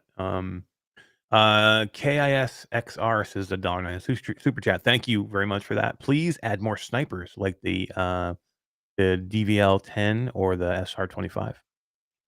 The Hunter's getting replaced at Wipe. And it's going to actually be viable. It's going to take a scope. It has a top rail on it now. It's a new gun. I like it.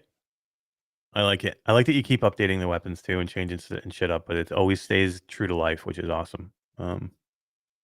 Danger Duo says my dad says yes. Thanks so much. Cool. Get with Todd or Eric. Yeah, I've been dropping my email address. If your dad said no, that would be.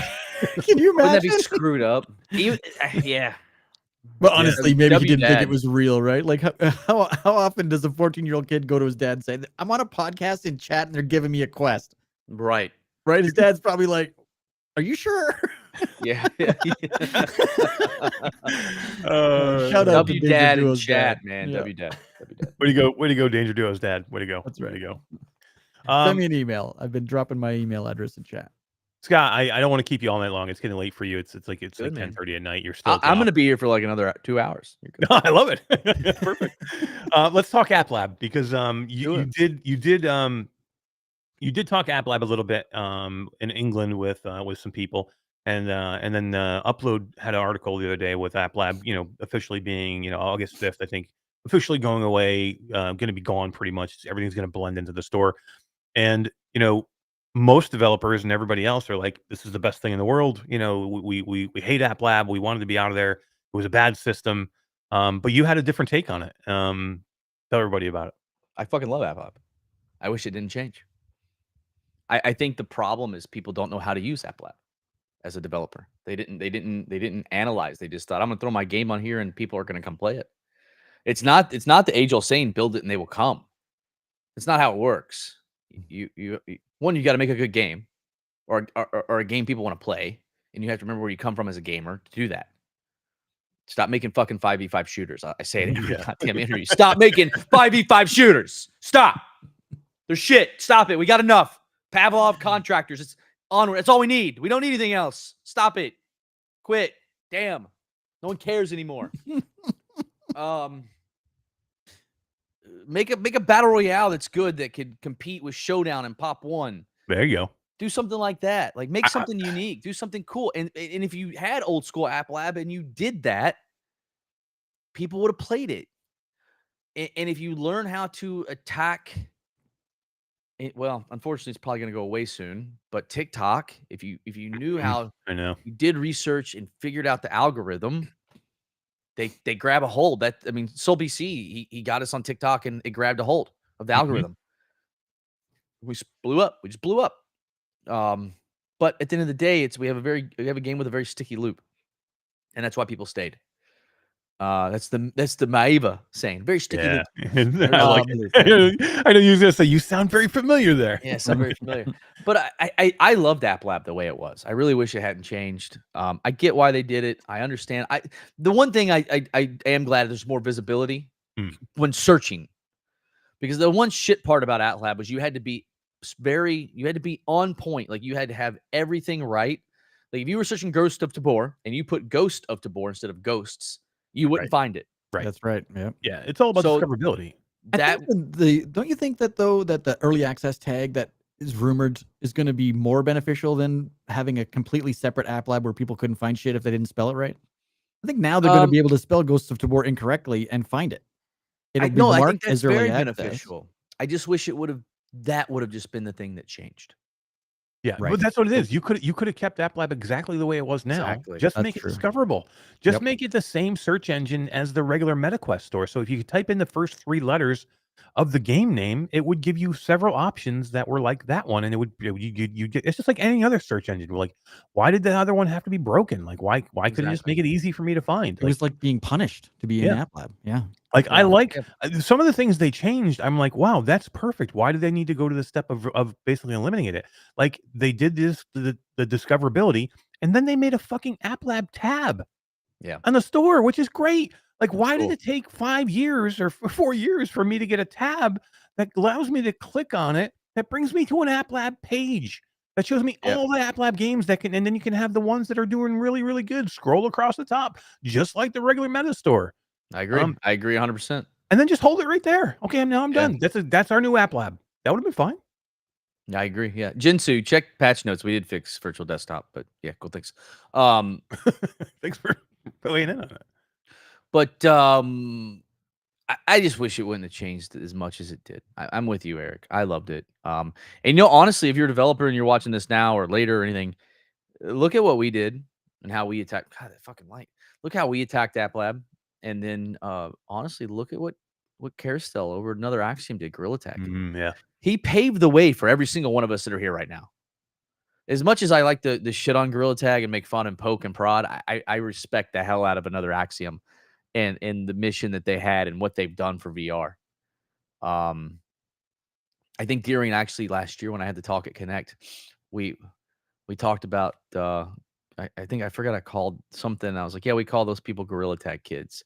Like it was the kids with like the short attention span and the bad manners. Like, oh yeah, we call those Gorilla Tag kids. But I think you can see that people do excel there. And if people would take the time and analyze it from a business stance and not just be a dev, you have to wear many hats in this business. And if you can look at it from all those different angles, like, you could have been successful on old AppLab. Like, you really, and I don't think them changing it is going to make you any more successful than you would have been then. But just now it's going to be harder to find you. because there's going to be so many goddamn games popped up. Be a sea of games. Yeah, you're going to get buried. I think Steam there's did gonna be like it. a little tag did that says early access, and then I'm gonna see basically AppLab. Yeah. I'm hopeful that they don't totally screw this We were up. hoping that early access was going to mean games like Tabor, games like Into the Radius 2. Yeah, like games that are actually releasing full to the store. Right. But need to be fleshed out more, and they're early access. Right. Not every AppLab game Now you're gonna get ever 700 released. Gorilla Tag clones that are all in early access. Mansion Monkeys number 18. No one cares. I hope that's not what's gonna happen, or I'm gonna be pissed. It's gonna be a flood of games. It's gonna be a flood of games, and now it's just one big pool. Like, I just like hope that they've increased the what are the VCs in order to get them onto the store? The VRCs, the VRCs, the virtual reality checks. I mean, Yeah, they I say hope they did that and make it a little more difficult so that every Tom, Dick, and Harry can't put a game on the store just because it looks like Gorilla Tag. Yeah. It's But- all this. What this is Yeah. going to do, it's going to make it harder for that middle, like the AAA games. Everybody knows about the AAA games. They're always going to be able to find them. It's not a big deal. It's that middle of the road game that 99% of the people are, that middle of the road studio who maybe doesn't have a huge budget for advertising. That's just going to get washed away. You're going to have hundreds and hundreds of games washing into one store. Like, all that does now is bring every game in. Like, you can't, there's no like, hey, I'm launching onto the regular store. Everybody's going to see me. It doesn't matter now. That whole idea of you just going, hey, I'm going to the store. People will know I'm there. That's not the case anymore. You're going to have to show people that you're there. I agree. Yeah, it's I don't know why they did it, but one thing I'm happy that they did change was I know when we went through the AppLab VRCs, and I don't, Eric, I know that Flat to VR, or you've been working with some newer developers, and I got to sit down and talk to some people at Meta about this last year at Connect, and it changed shortly after, and I don't know if they were already working on that before or if it was because of my input and some other devs' input. But when you're going through AppLab, what was really hard as a brand new developer was you couldn't use application Space Warp to be put on AppLab. Right. Like that was against VRCs. And I was like, wait, why is that against VRCs for AppLab for the people that actually need Space Warp? Right. And that's the whole idea. If anybody doesn't know what it is, Space Warp is a program that it helps you make your game, and it gives you better frame rate, gives you more power, or an easier way to optimize your game. Yeah. And so they had blocked people from AppLab running Space Warp. And that's changed now, I believe, 100%. But I don't know, man. There's just, it feels like Meta's doing a lot of great things now, and they're realizing their ecosystem, and they're realizing that they're a game company, right? I think that got sort of lost in translation somewhere along the way. Definitely. And I think it's also lost in the translation for Steam, and they've never been able to look at that and get it back. But Meta was able to bounce back, and I know a lot of people are like, "Oh, I hate Meta. I don't like Meta." I fucking love Meta. Right. I don't get I love that hate for everything Meta. I don't about understand Meta. it. I love the free food on their campus. Me I too. love Stories of gourmet chef. It's ridiculous. I'm full in with anything Meta ever wants from me. As long as it's not insane and has the potential to help the company in the slightest, I am in. No matter what they ask, I'm in. Like, these guys have treated me amazing from day one. They pushed back when they needed to push back.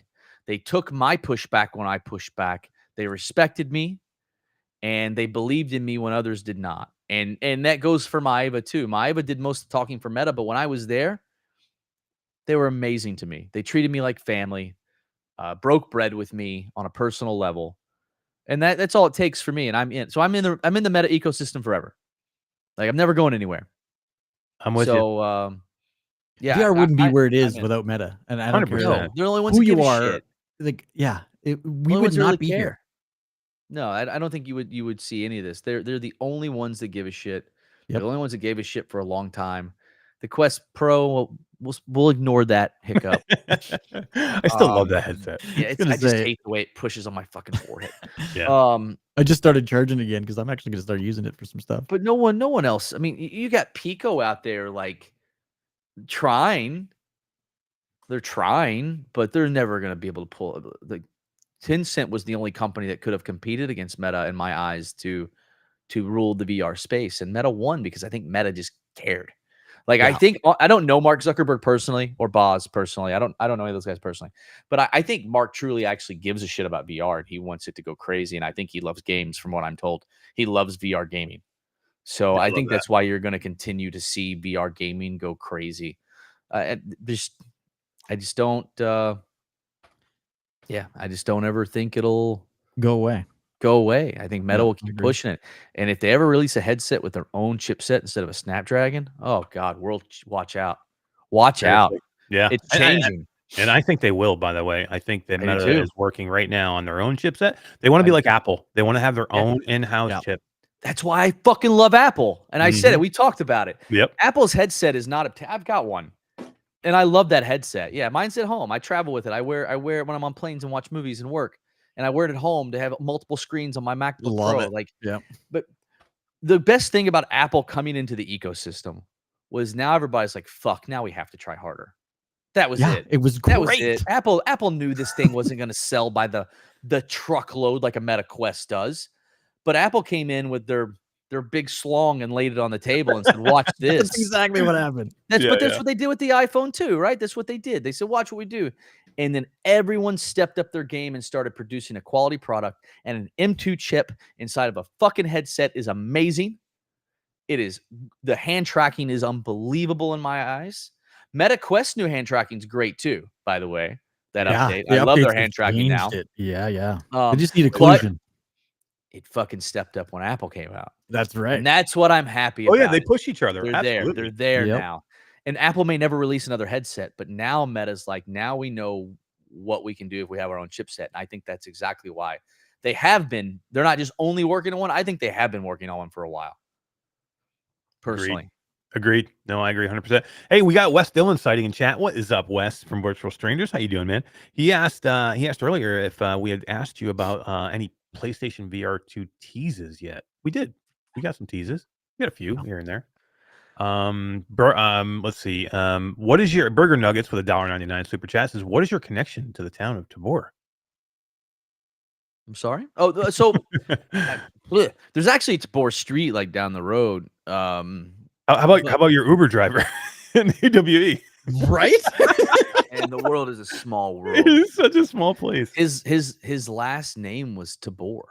Yeah. So weird. Yeah. Like, that was so insane when I landed in where was it? In Los Angeles, yeah. I didn't land in Los Angeles. I landed in what city were we in? Anaheim. No, we weren't in fucking Anaheim. No, that's where I went. I went to Anaheim after that. Long Beach. I landed at Long Beach Airport. And I get in this Uber and I like look at his name. I was like, no fucking shot. Like, and I showed him my hat. And he's like, can I? And then I booked, like, he runs his own company outside of Uber, so I booked him for the morning I left out and rode with him to the airport. Like, that's awesome. Talk about a small world. So my connection to Tabor, Tabor is a fictional country in our game, but Tabor is an actual city in the Czech Republic. That is known for the greatest military general and strategist that's ever lived. Love it. Strategist. And my wife is from the Czech Republic, from a town called Horice, or Horice, however you want to pronounce it. And I love the Czech Republic. It's probably my outside of the U.S. It's the Czech Republic, and then it's Stockholm. Stockholm may rank a little higher just because of the English speaking barriers not as great. We can't hear you, Eric. Yeah, I had to yell at my camera. Sorry. But yeah, so that is our connection to Tabor. That it's a real city in a country that I love. But my wife is from there. Hell yeah. And I agree with you about Stockholm, by the way. I think it's one of my new favorite cities. It is. I'm so glad you got to go. Yeah, it was cool. Yeah, me and Scott and Proper and the Rough Talk guys hung out with Beyond Frames, and we had to spend some time in Stockholm, man. And I love that city. Next month. I know. I want to go. 1 month. 1 month. We fly out in 1 month. Dude, I leave for China like next Friday. That's okay. You'll stay in China and then go to Sweden. Yeah, it'd be a shorter flight. Oh, much shorter flight. Wait till you guys hear. Like, I can't even say anything yet, but like, wait till you. Soon I'll be able to say, like, my whole entire fall. His life is turning upside down, dude. You have no idea. Welcome my life, man. Remember, I was a talent agent before. I flew every right. Thursday to Monday. Right. I had one weekend off every year. That was it. Like that's what I did for years. It's Crazy. fucking horrible. It like if you feel old now, give it a year, and your whole body's just gonna fucking hurt, brother. I'm getting younger, man. I'm telling you. I feel like I'm a Yeah. 20-year-old. Aging like a fine wine. Hell In yeah. the toilet. Toilet wine. Hilario Martinez says $2 super chat says, is there going to be fix to bags vanishing from hand? Is there going to be a fix to the bags vanishing from the hand? When you're doing what? It sounds like a bug. Yeah. I do not track every single bug. Josh has stepped out, but I know they just pushed an update about bags vanishing from your hand when you're like climbing ladders. I thought, or that's coming in white maybe. But there's something coming to fix some backpack vanishing. The one I was aware of was when you were climbing ladders, you could accidentally grab it off your back, and then it would just like warp into the wall. Oh shit. Right. So yeah, so I know that I know there's a fix for something like that. Yeah. I would keep an eye on the Ghost of Tabor Discord because they're always up to date and yeah, that's where you patch need to notes be and shit up there. Yeah, for sure. Waleed again, man, you're killing it tonight. Waleed is now a game cat, specifically a white tiger. Canadian $5 says Meta Core Vision is XR, hence the name change to Meta. They have hundreds of billions to invest in XR. Others like Steam and Sony core product isn't VR. It's true. It's true. Most of that is true for sure. Yeah. But my thing with Sony is I get that that's not their thing, right? PlayStation 5 flat gaming is their thing. But to me, if you're going to put a headset out, you're going to offer it to people. You're going to charge them $600 fucking for a headset. Then you here have we to go. support it. Like, I mean, I'm not making excuses for Sony here. That's ridiculous. I mean, to come out and go, okay, it's okay. It's okay that I got you to buy this $600 headset, and now we could give two shits about it, and we're going to have maybe two titles that come out. You know what I mean? That are first party titles. I mean, that's not okay with me. Like, I can't do that. You got all these people to go buy this headset, and now you're just gonna be like, okay, we're good with it. We're not gonna support it anymore. Fun. Yeah. And then people are gonna be like, hey, but look at the lineup of games that are coming. Well, then, but don't pat Sony on the back for those lineup of games. Go pat every developer who's paying money to put their games on those platforms. They're putting the hard work in. Sony isn't giving them shit. Scott, did Sony come in and give you a bag full of fucking money to put your game on there? Sony actually refuses to talk to developers like that anymore. Wow. Why you gotta get me going, guys? I was gonna say, he's just stoking the fire. Why you get me going? Oh, no, I feel like most platforms like that, they will like look at developers. Like Pico does that kind of stuff. Like most platforms do that for developers. Like, hey, bring your game. Let's do this. Sony was just like, nah. That's crazy. Oh, okay, well, that's fine. I don't need it. We can make do. We'll be fine. And again, again, this isn't Sony's thing. I get it. But don't put a headset out and sell it, and then not support it. Like, because it just seems like you just like took all those people's money. Like, if I bought a headset, I'm a little bit like, okay, why did I buy this $600? You know how many people out there right now are like, why did I buy this $600 headset? And it's just it's a bad thing to be. Like, you shouldn't be that way. It should be this fucking headset. It's amazing, and I'm glad they're supporting it. And I'm playing Astrobot too right now. That's what it should be. Yeah. And Ghost of Tabor. Paratrooper 23 with a $10 super chat. Yo, Scott, thanks for the game and the work giving this old veteran something to do in my free time. Only wish would be 4-man squad. Never happening. Never happening. That's been tossed around quite a lot. We tested it for a little while, right? Yeah, and we just it was such a more interesting game with 3-mans.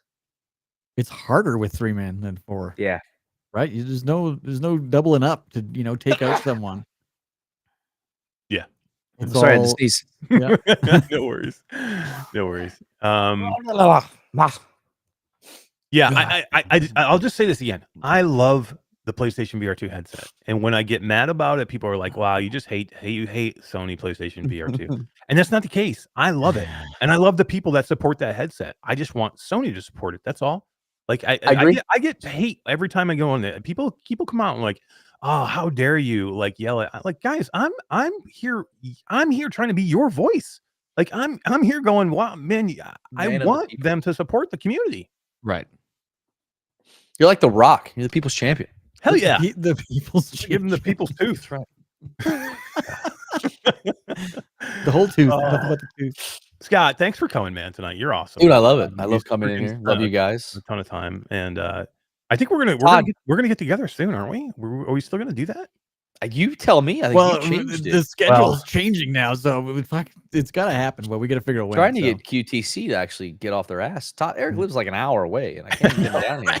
Well, put it this way: if we figure out a time, whatever I'm doing, wherever I am in the country, I'll come back for that. Let's do it. You tell me. You tell me when. Get Captain Canuck up here, ready, and let's do it. All right, Todd, it's on you. Let's get this thing scheduled. Todd, you should come to Sweden. Eric's not There you coming. go. Yeah, I need to get to Gamescom. I need to get to make sure I get there. Yeah. Just fly. I in the wish I week could get you to before. come with China with me next week. Oh, that'd be good too. No thanks. No, you wouldn't go. I'm going to Shanghai, man. I got to That'd spend a be, week in Shanghai. I'll. business development there. I want to say something, but it's probably bad if I do. Yeah. I don't support man. CCP in any way, shape, or form. I hear you there. I'm going to go there and support Meta and the developers that are over there because Meta. It was really hard for me to agree to go on Pico non-China. Yeah. I'll say that. It was really hard for me, because I'm like a red, white, and blue American. Mm-hmm. It was really hard for me to agree to go to Pico, even the non-China version. Like I tossed and turned about it for a few weeks. Like, Yeah, I get it. yeah, Not it's easy. hard. Yeah, and I've got guys that work for me that are here that are Chinese, and they grew up in that, and I hear the stories, and I listen to the people, and I was in the military, and I was stationed in Korea, and I met North Koreans that escaped governments like that. So for me, it's really hard to accept that kind of stuff, and but yeah. Agreed. I get it, guys. Don't go anywhere. The show's not over. Scott needs to take off, but we have an awesome interview that we did with the devs from Strike Rush, and it's about 20 minutes long. We're going to air it right now live. We're still going to be here hanging out, and me and Todd are going to come back after that and talk a little bit more too. Scott, one more thing before you go. What's your favorite gun up there? What's your favorite? If you had to pick one. Oh man.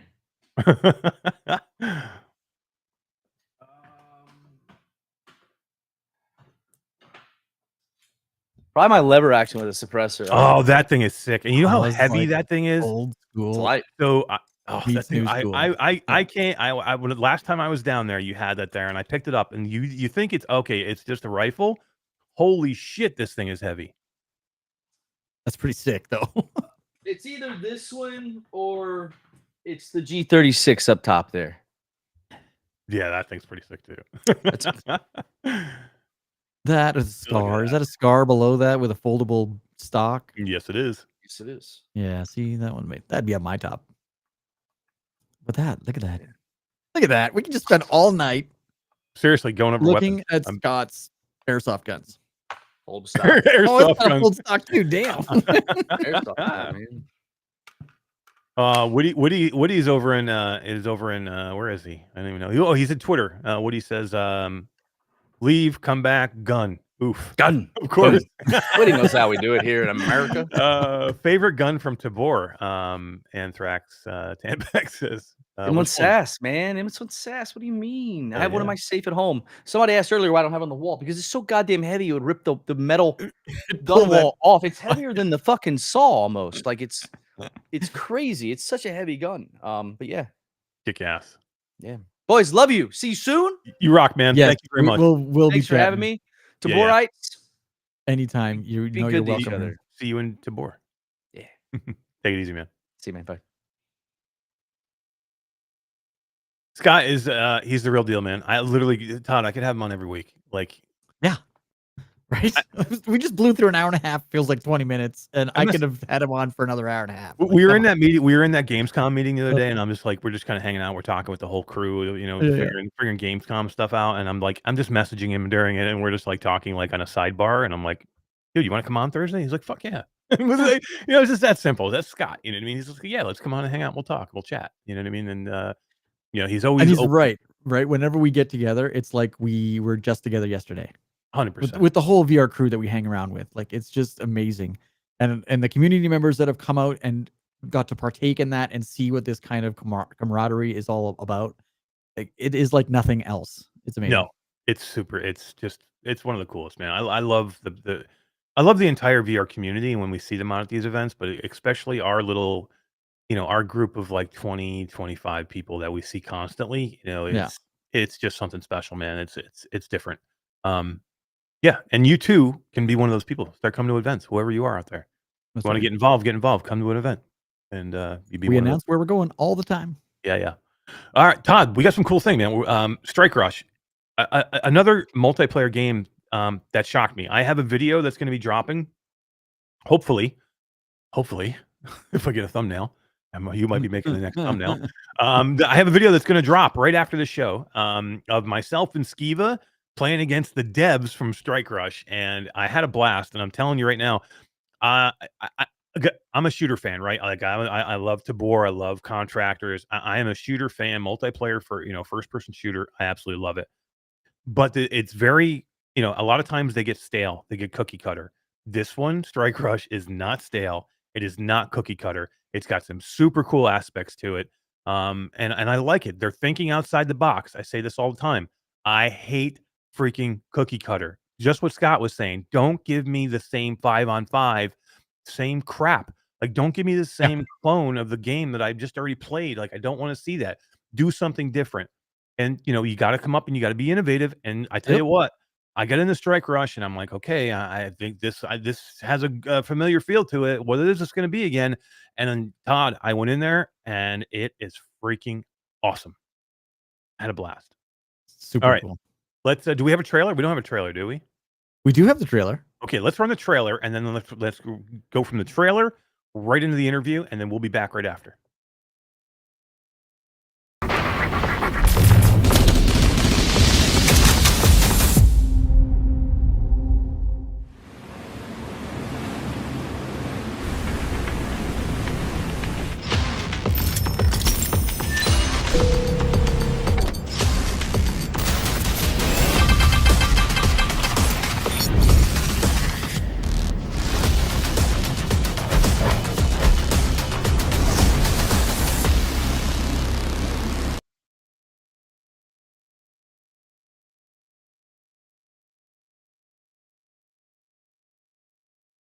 Okay, thank you, future Eric and Todd. I am going to be pulling single duty here because Todd could not make it here tonight, but I'm sure he'll be back for the next interview. But we were going to get through this one, and it's going to be pretty awesome because we're going to be joined by one of the developers of Strike Rush, and today Sam is going to do the translations.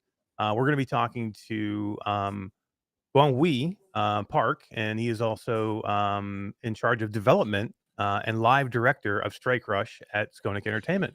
Sam, thanks for doing the translations today. Sure. Hi, I'm happy to translate for on behalf of Geonhwi Park. Nice to meet you all.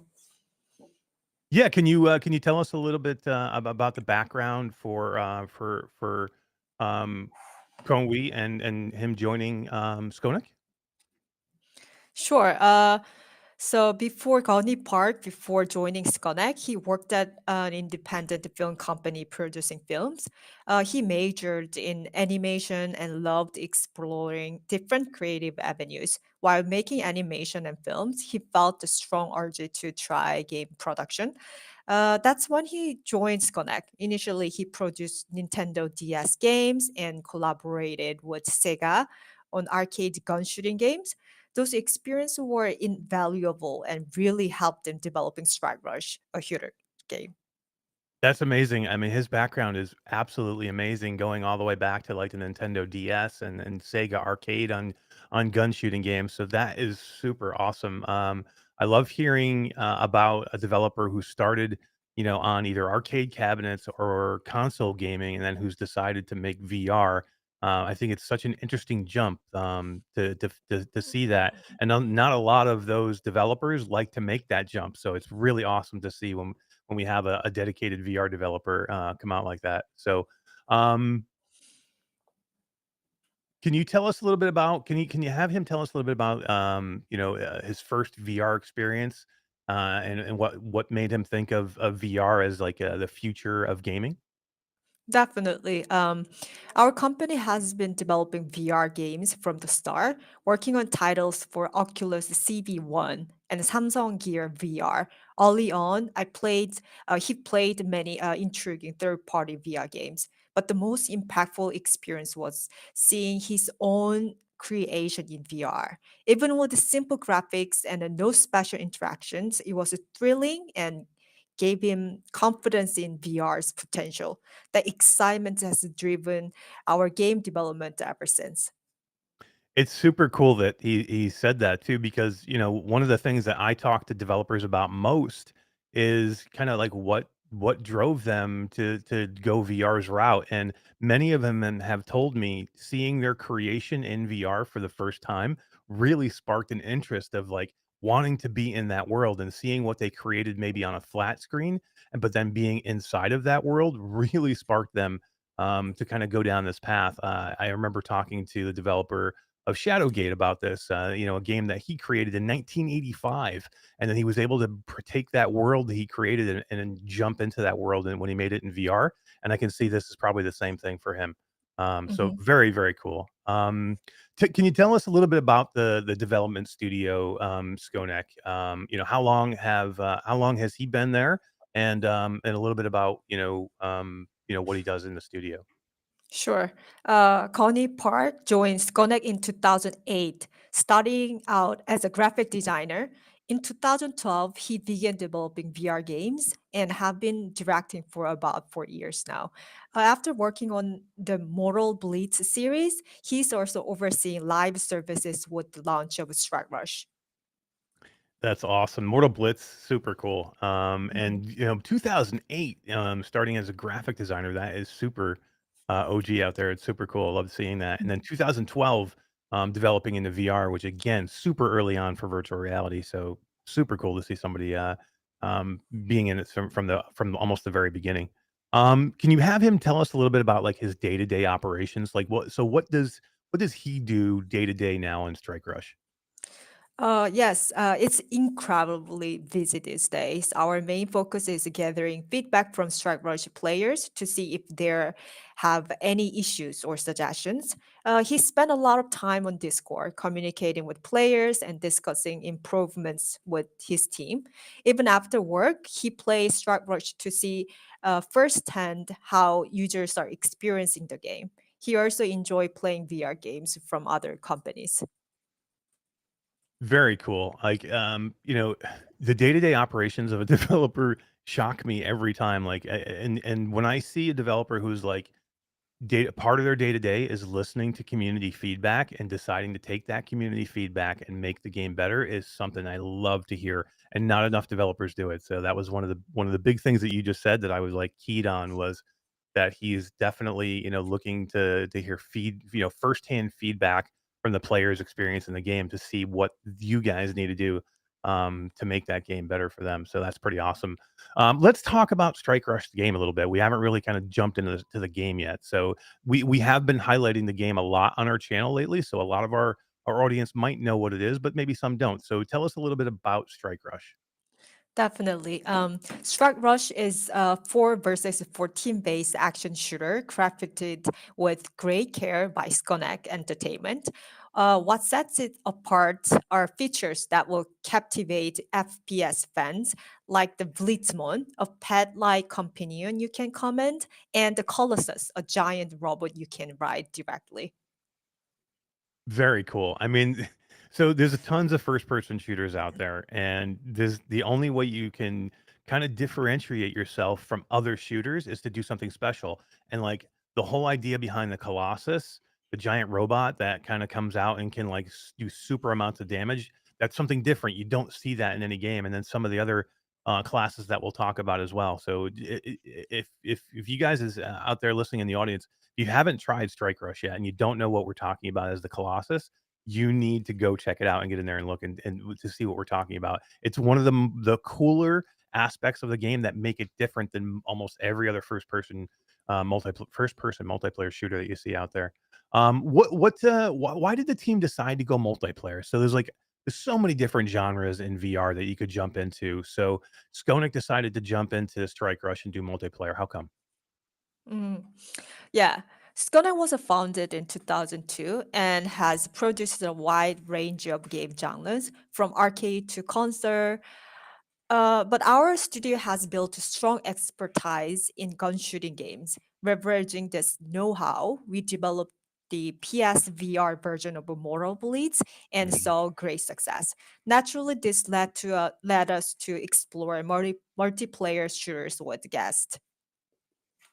Yeah, I mean, again, Mortal Blitz, one of the best games out there that you'll find, and it was great on PlayStation as well. And a great shooter. And I'm glad that again there are a lot of multiplayer shooters, but you guys did this one differently, which is great. And you had the background to do it, which is awesome too. There's a lot of teams out there to decide to do a multiplayer shooter that may have never done a multiplayer shooter before, and they get halfway into the development process, and they're like, "What did we get ourselves into?" And you guys definitely knew what you were getting into right up front. So let's talk a little bit about the details of Strike Rush. It is a super fast-paced game. Tell us about the gameplay mechanics of Strike Rush. Sure. Our game features conquest battle style where teams of four win by occupying the center area of the stage. Players can choose from 6 pairs of characters, each with unique skills, including Bleachers and Blitzmon. Capturing the area earns points, and the first team to reach the target wins. During the game, a Colossus is summoned, allowing players to unleash powerful attacks with machine guns or plasma cannons. The Colossus also has special skills. We'll be updating characters, stages, and game modes regularly, so stay tuned.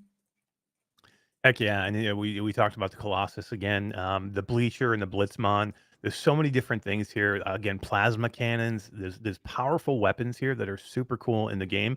We'll talk a little bit more about weapons here in a little bit, but let's talk a little bit maybe about the graphics, the art style of the game. It was one of the things that I thought was fairly unique for the game. I love the way it looked. It definitely had a unique design to it. So can you tell us a little bit about the decision going into the type of graphics and design you decided to do for Strike Rush?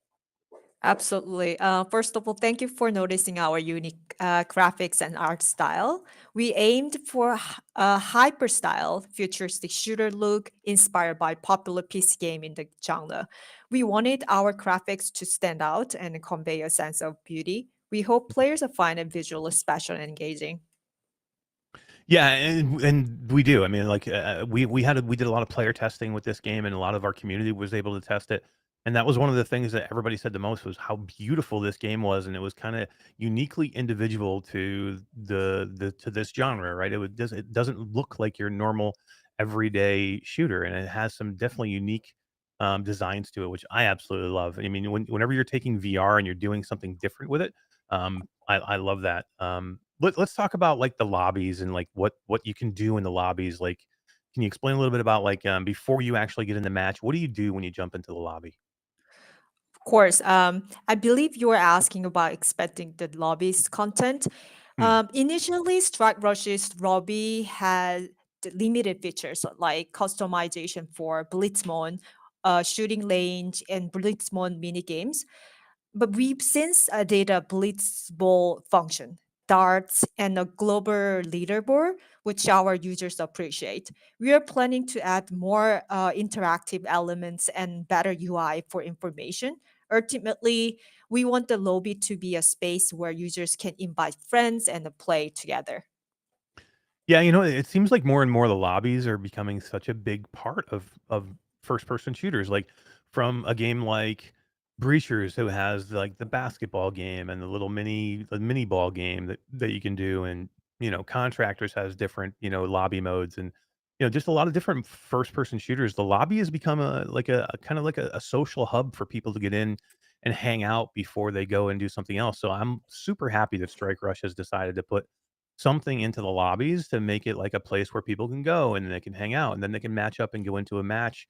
But then they can go back and hang out and talk in the lobby or do something in the lobby that's different. So I think it's a great idea. The more you can put into the lobby, I think just the more adds to the game. So I think that's super cool. Um, how many maps are there now? Like, so you guys just are just about to add a map, right? A new map. So how many are there total now? So soon, on July 11th, we added a new stage, bringing the total to 5 unique multiplayer stages. Each has its own theme. For example, Sarabor features Korea's future old city center. Old Rock Town is inspired by Western core mines, and Fastlery number 9 is a military training ground. We also have Infinite Stadium, the arena for our in-game combat. And Shining Vessel, this is a new stage added on July 11th. It has a summer theme and is set on a luxurious passenger ship floating on the sea. Super cool idea. I love that. I love that. I know it's funny with multiplayer shooters, if especially in VR, a lot of them come out kind of bare bones, and you'll have like one, maybe two maps, maybe three maps, very rare. So the idea that you guys have so many maps already, and you've already added a new map, you're about to drop a new map. I mean, I think is great. You need that variety, and it's definitely here. So, and like the variety of the maps that you're just talking about, they're way different. None of them feel the same. They absolutely have different feels to them. So this is definitely something that, anybody out there looking to play, this this has variety. You're not going to feel like you're always in the same map. You're going to have variety. You have these different maps available to get in and check out. Let's talk a little bit about the characters and weapons now, because there's a ton. Like it's so cool that there's so many individual characters Mhm. and different types of weapons here.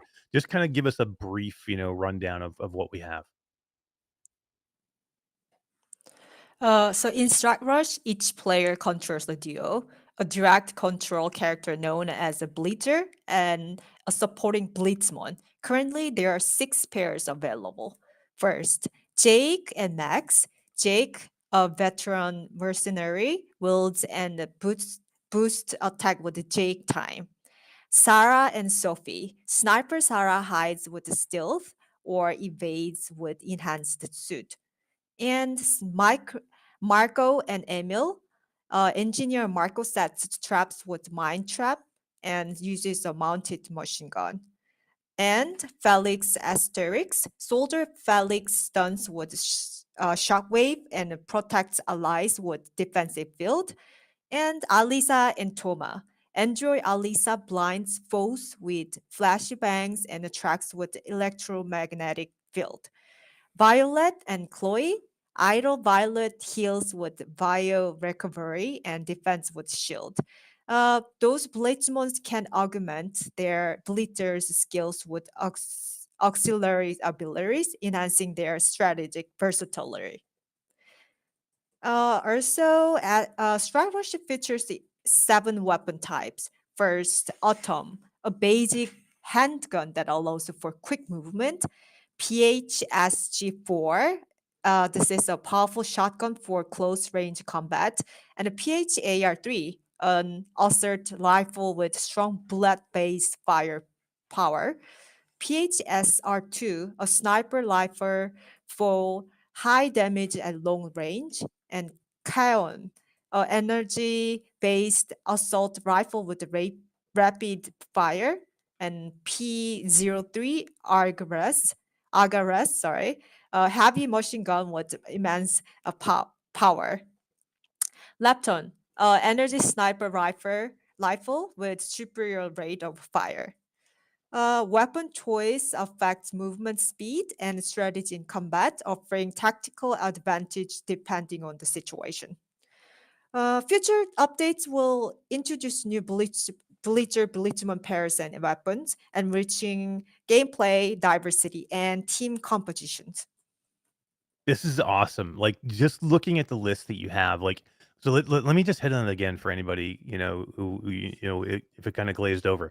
You have 6 duos that you can choose from. That's number one. The idea of the duos is super cool. It's a way to have 2 different types of kind of combat with one person that kind of like they work off of each other, which is super cool. So you have, again, Jake and Max, Sarah, Sophie, Marco and Emil, Felix and Asterix, Elisa and Toma, and then Violet and Chloe. 6 different types of characters that you can jump into, duo characters, and then you have 7 weapons up front. Like 7 weapons, in an early FPS multiplayer is a lot. I mean, you have like all the basics. You got your powerful handgun that's pretty much kick ass. You've got the shotgun, you got an assault rifle, you got a sniper rifle, you got the energy rifle, you got an energy sniper rifle, which is super cool because it's got such a fast rate of fire. And then you still have more planned for more, duos, and then you have more weapons planned too. So it's just a super, it's a great amount to start with with a game like this. I mean, to have this much already, and then you have all those maps that we talked about, I think it's amazing. You just don't see normally that variety or that many different characters early on. Let's talk a little bit about Korea because, again, you guys are coming to us from Korea, Skonec Studios. What I see more and more that there's a lot of Korean developers, especially in VR too. Tell us a little bit about the video game industry in Korea and its popularity there. Korea's gaming industry is booming, marked by significant growth for developers and players alike. Internationally recognized titles and Korean esports stars draw substantial attention. Innovations like partial pay-per-view and the iconic PC room culture underscore Korea's creativity and enthusiasm in gaming.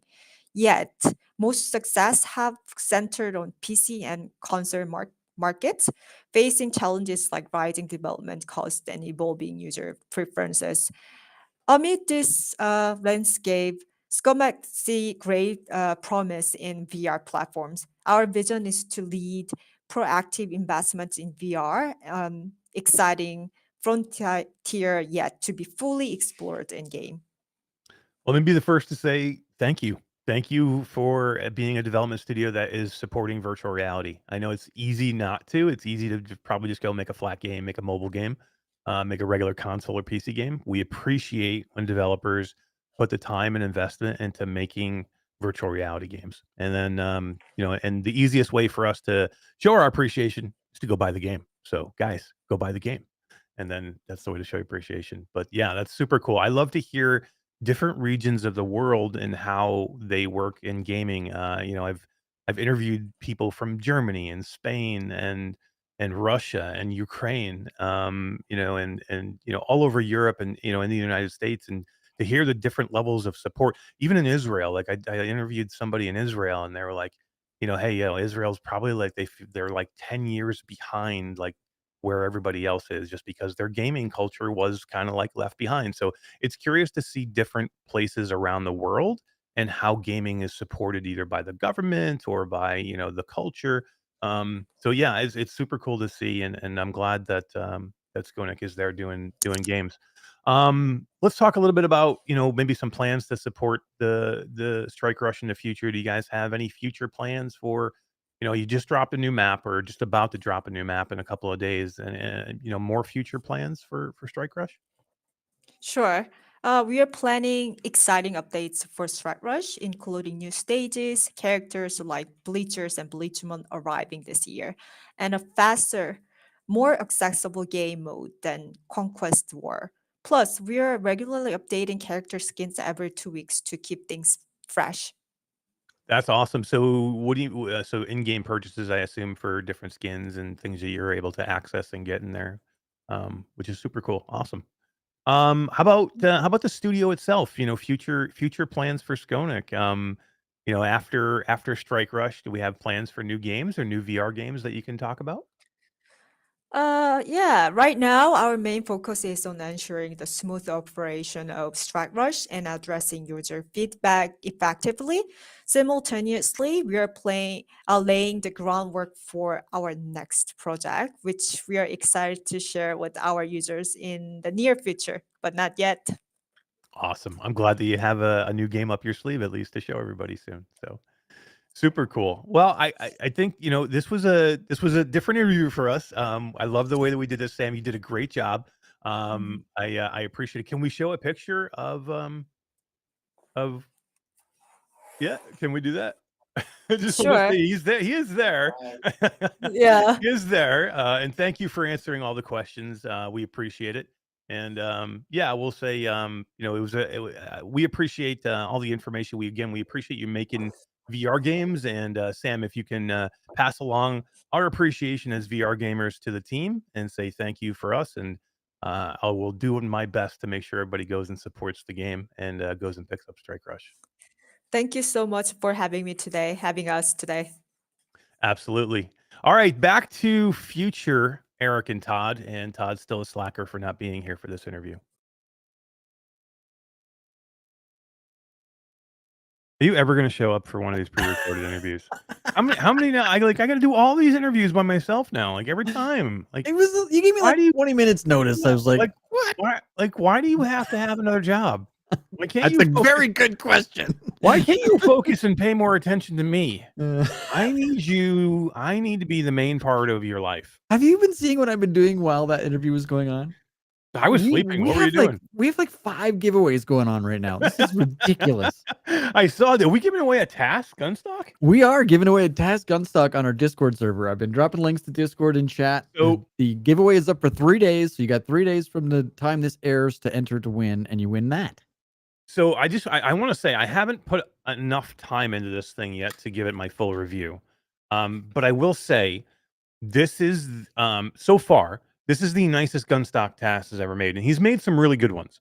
I like pretty much everything that Tass has done along the way. Like we've been part of it in some way. We kind of started together, but to me, this is the best one so far, and I just love the way it fits together. And I used it during again. I have a Strike Rush video dropping after tonight. As soon as the tonight show is over, there'll be a Strike Rush video of me playing with Skiva against the devs, and I use this gunstock during it, and it's just really good. I do think it still needs a piece of tape because the magnets are a little hard to break.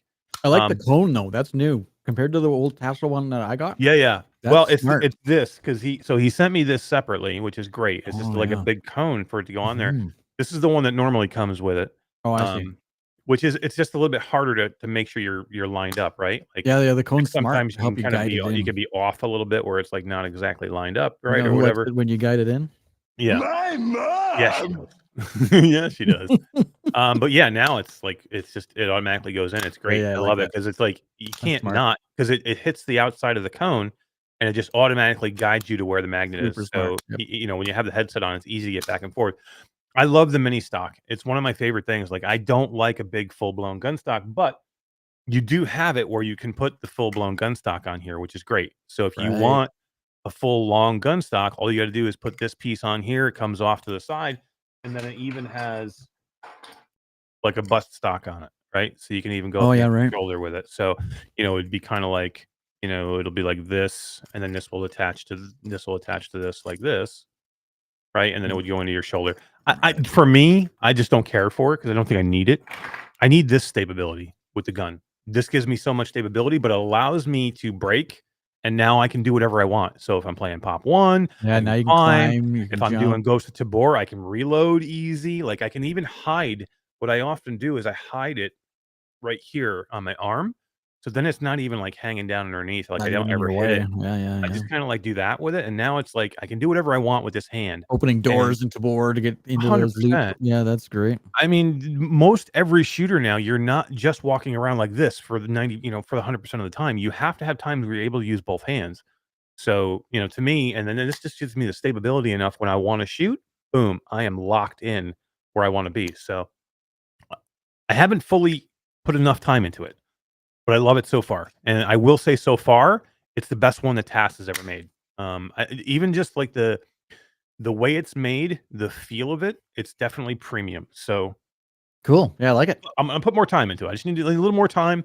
I might do a video or something on it and show you guys. But I'm not a fan of the full blown big ass gun stock. I don't want it. It's too much going on. Like I remember when they were such a big deal. Like I had my wall was covered in gun stocks. I threw them all away, dude. I did. I threw them all out. I'll never use any of them away. I had because people were sending me gun stocks every week, and some of them were like $300. One I dropped and it broke into 4 pieces.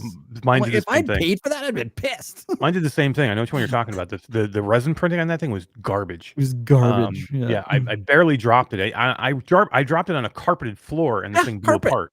Yeah. Yep. Totally shattered. I was so but yeah, what I'll do, we'll definitely get into it more. Like, and then is Task giving one of these away in chat right now? Is that what's yeah? So happening? we decided, we've been chatting back and forth on Discord, and we decided to do it on our Discord server. So go to the Q2C Discord server. I've dropped in links in chat. Scroll up and you'll see the link. You got 3 days to enter. It's in the giveaway channel. You just have to click the little button and you're in. Hell yeah, man! That's awesome. Piece of cake. I love it. I love Thanks, it. I think it's super cool. Todd, what's our last topic here tonight? I want to get one more topic out of the way. I think, right? We talked about Scott. We talked I about. don't even remember our Hey, topic. let's talk Strike Rush. Let's finish Strike Rush a little bit. People are asking like Strike Rush. Hey, what's what you said before the the interview, but this one's different. It's special. Right. So number one, go watch my video afterwards, and you'll see exactly why. Because it is like integral parts of that video that are perfectly done, set up perfectly by our editor. That just it changes the balance of the way you play the game. So at certain points, so it's all about control point, right? So that's the main mode of the game. You're trying to hold a control point against the other team. In certain times during the match, your team will spawn in a Colossus, which is this giant mech, and you get to walk up to it physically and jump into it. And like now you're this huge mech. Yeah, it's like the what was like the Juggernaut from Call of Duty, right? 100%. That's the kind of the thought process. But bigger than way bigger. It's huge. Yeah, because it's huge. But what happens is you're a badass at this point. Like you have a Gatling gun on one hand, and then you have this like huge rocket launcher on the other hand, and you can just go in and decimate the other team. So like if you again, when you hold the control point, you gain points, right? So whoever has the most points, who held the control point the longest, has the most points, and they win. So what happens is you could be down huge points. You get a Colossus spawn in, and then you like with your team, you do well with the Colossus, and don't just like try and run in there and you get your Colossus destroyed. But if you're able to hold that point for a long enough time with that Colossus, because again, you're a badass, you're going to take everybody down. Then you're basically able to like change the tide of a match. You could be way down in points, spawn a Colossus, and make the whole match turn around in a second. Like how many times have you gotten into these like 5v5, capture the flag or these like control point games? And once you get down, you're done. You're pretty much done. Like, well, there's no way we're coming back from this. You can have this thing flip in a second with these Colossuses, man. They're so cool. And each team gets one. And then a person gets in there, and then the other team, it has to strategically attack too to kind of keep your Colossus alive, because eventually you're going to take so much fire that the Colossus explodes. But it's just super cool, and the whole idea of having the duo, Todd, and having an extra like AI player that's with you. So each character that you choose has its own AI like cohort that will come with you. And like the one character I chose, the Jake, he had like this like it's called a Blitzmon.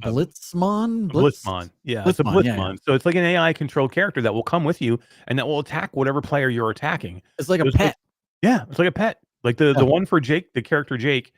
Can't remember the name of it of your pet, but it's like a leopard or like a panther. And cool. It's like a robot panther, and it looks freaking cool. And it's got freaking guns mounted on its back. And whenever you're attacking something, it's like starts attacking it. So, but yeah, Strike Rush, they launched a new map today, Todd, and that was one of the reasons I wanted to do the dev interview, because it's been out for a while, but not enough people know about it. And this is my biggest problem with multiplayer. Like, you can have a kick-ass game like Strike Rush that is super fun to play. Me and Skiva had a blast in here, and we had such a good time. Like, and we don't get a chance to play games as much anymore. So when we get in and play, like our time is super valuable. So when we get in, the two of us, and just are laughing and having fun and enjoying each other, but having a kick-ass time with the game that we like, it's super special. So like it was a good time that we could hang out with, and like I was happy to be in this game doing it. Because again, I thought it was going to be a kind of cookie cutter clone. Like, it has a cool vibe to it, and the graphics look cool. But I'm like, okay, this is just another VV, a player versus player, multiplayer shooter. And then you get in there and like, man, it's different. And the guns feel great.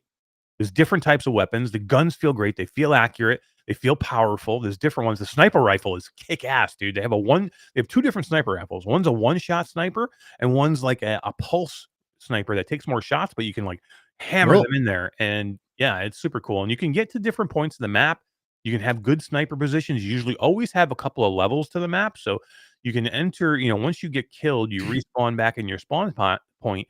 Then you can decide where you want to go in the map, and you can grab a weapon each time too. So, as soon as you spawn into your spawn point, there are weapons right in front of you, and you get to choose. So you don't have to worry about a loadout. All you got to do is grab a weapon that you want. So if you want the sniper rifle, grab the sniper rifle. If you die, you come back and you want the plasma rifle now, grab the plasma rifle or grab a shotgun. That's cool. That's smart. Yeah. So I know it's definitely innovative. They do a good job with it. It's just you need more people in there. We need more people to know about it, and that's why I was like, I want to show this one off because I think it's cool and it's different and it's not cookie cutter, and I want people to play it. So tell us what you think about it. Me, I've always been a fan of Strike Rush. That game's been around for a while, AppLab for quite a while. And now that it's been released, I think it released on the main Meta Store in April. And now today, July 11th, today is the launch of their newest DLC, which is free. Their new map. Something vessel. The new I can't remember the name of the map. I don't remember the name of it myself either, but Shining Vessel. Shining Vessel, that's it. Yep. Yeah, it's like a cruise ship that you're battling on.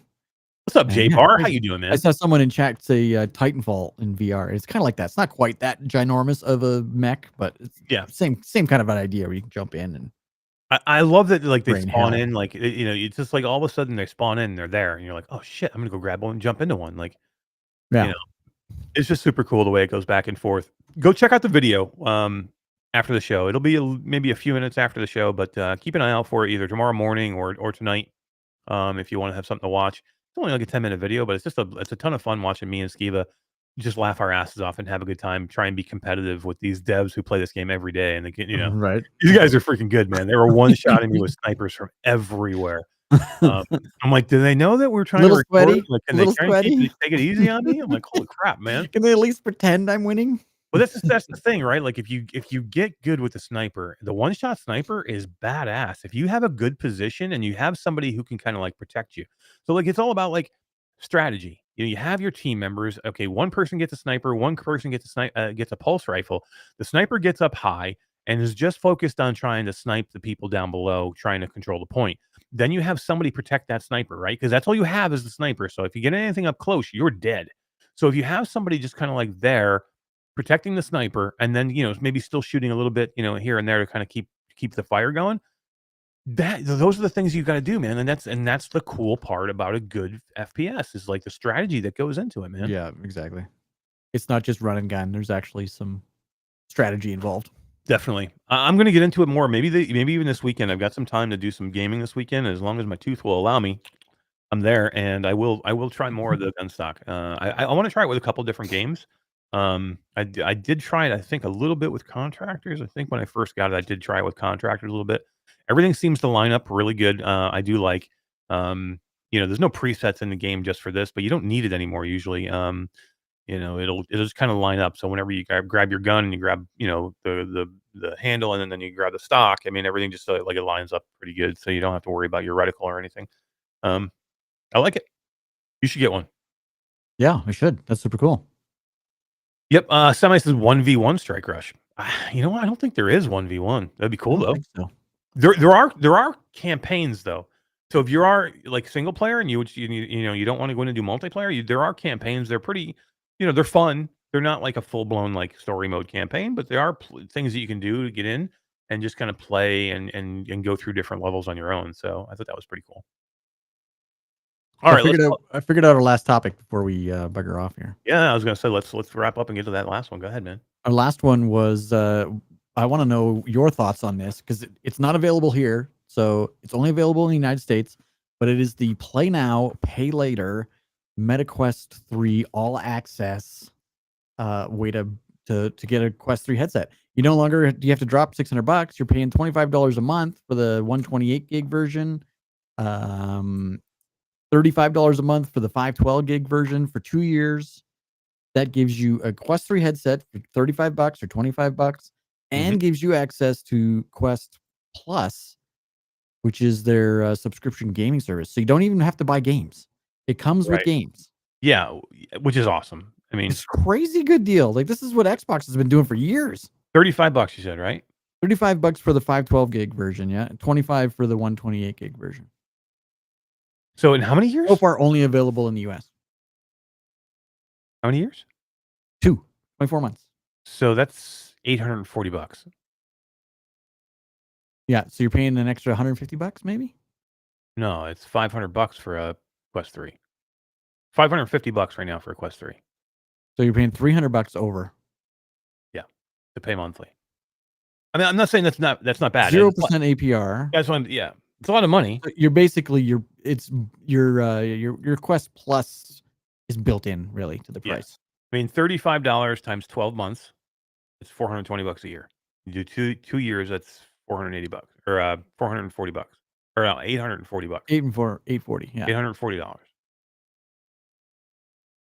Yeah, so you're paying about just under $300 more. Wow, that's more than I thought it was going to be. Yeah, it's 840. Right? 800, and that's 128. What? How much is 100? No, that's the 512. It's the 512. Okay.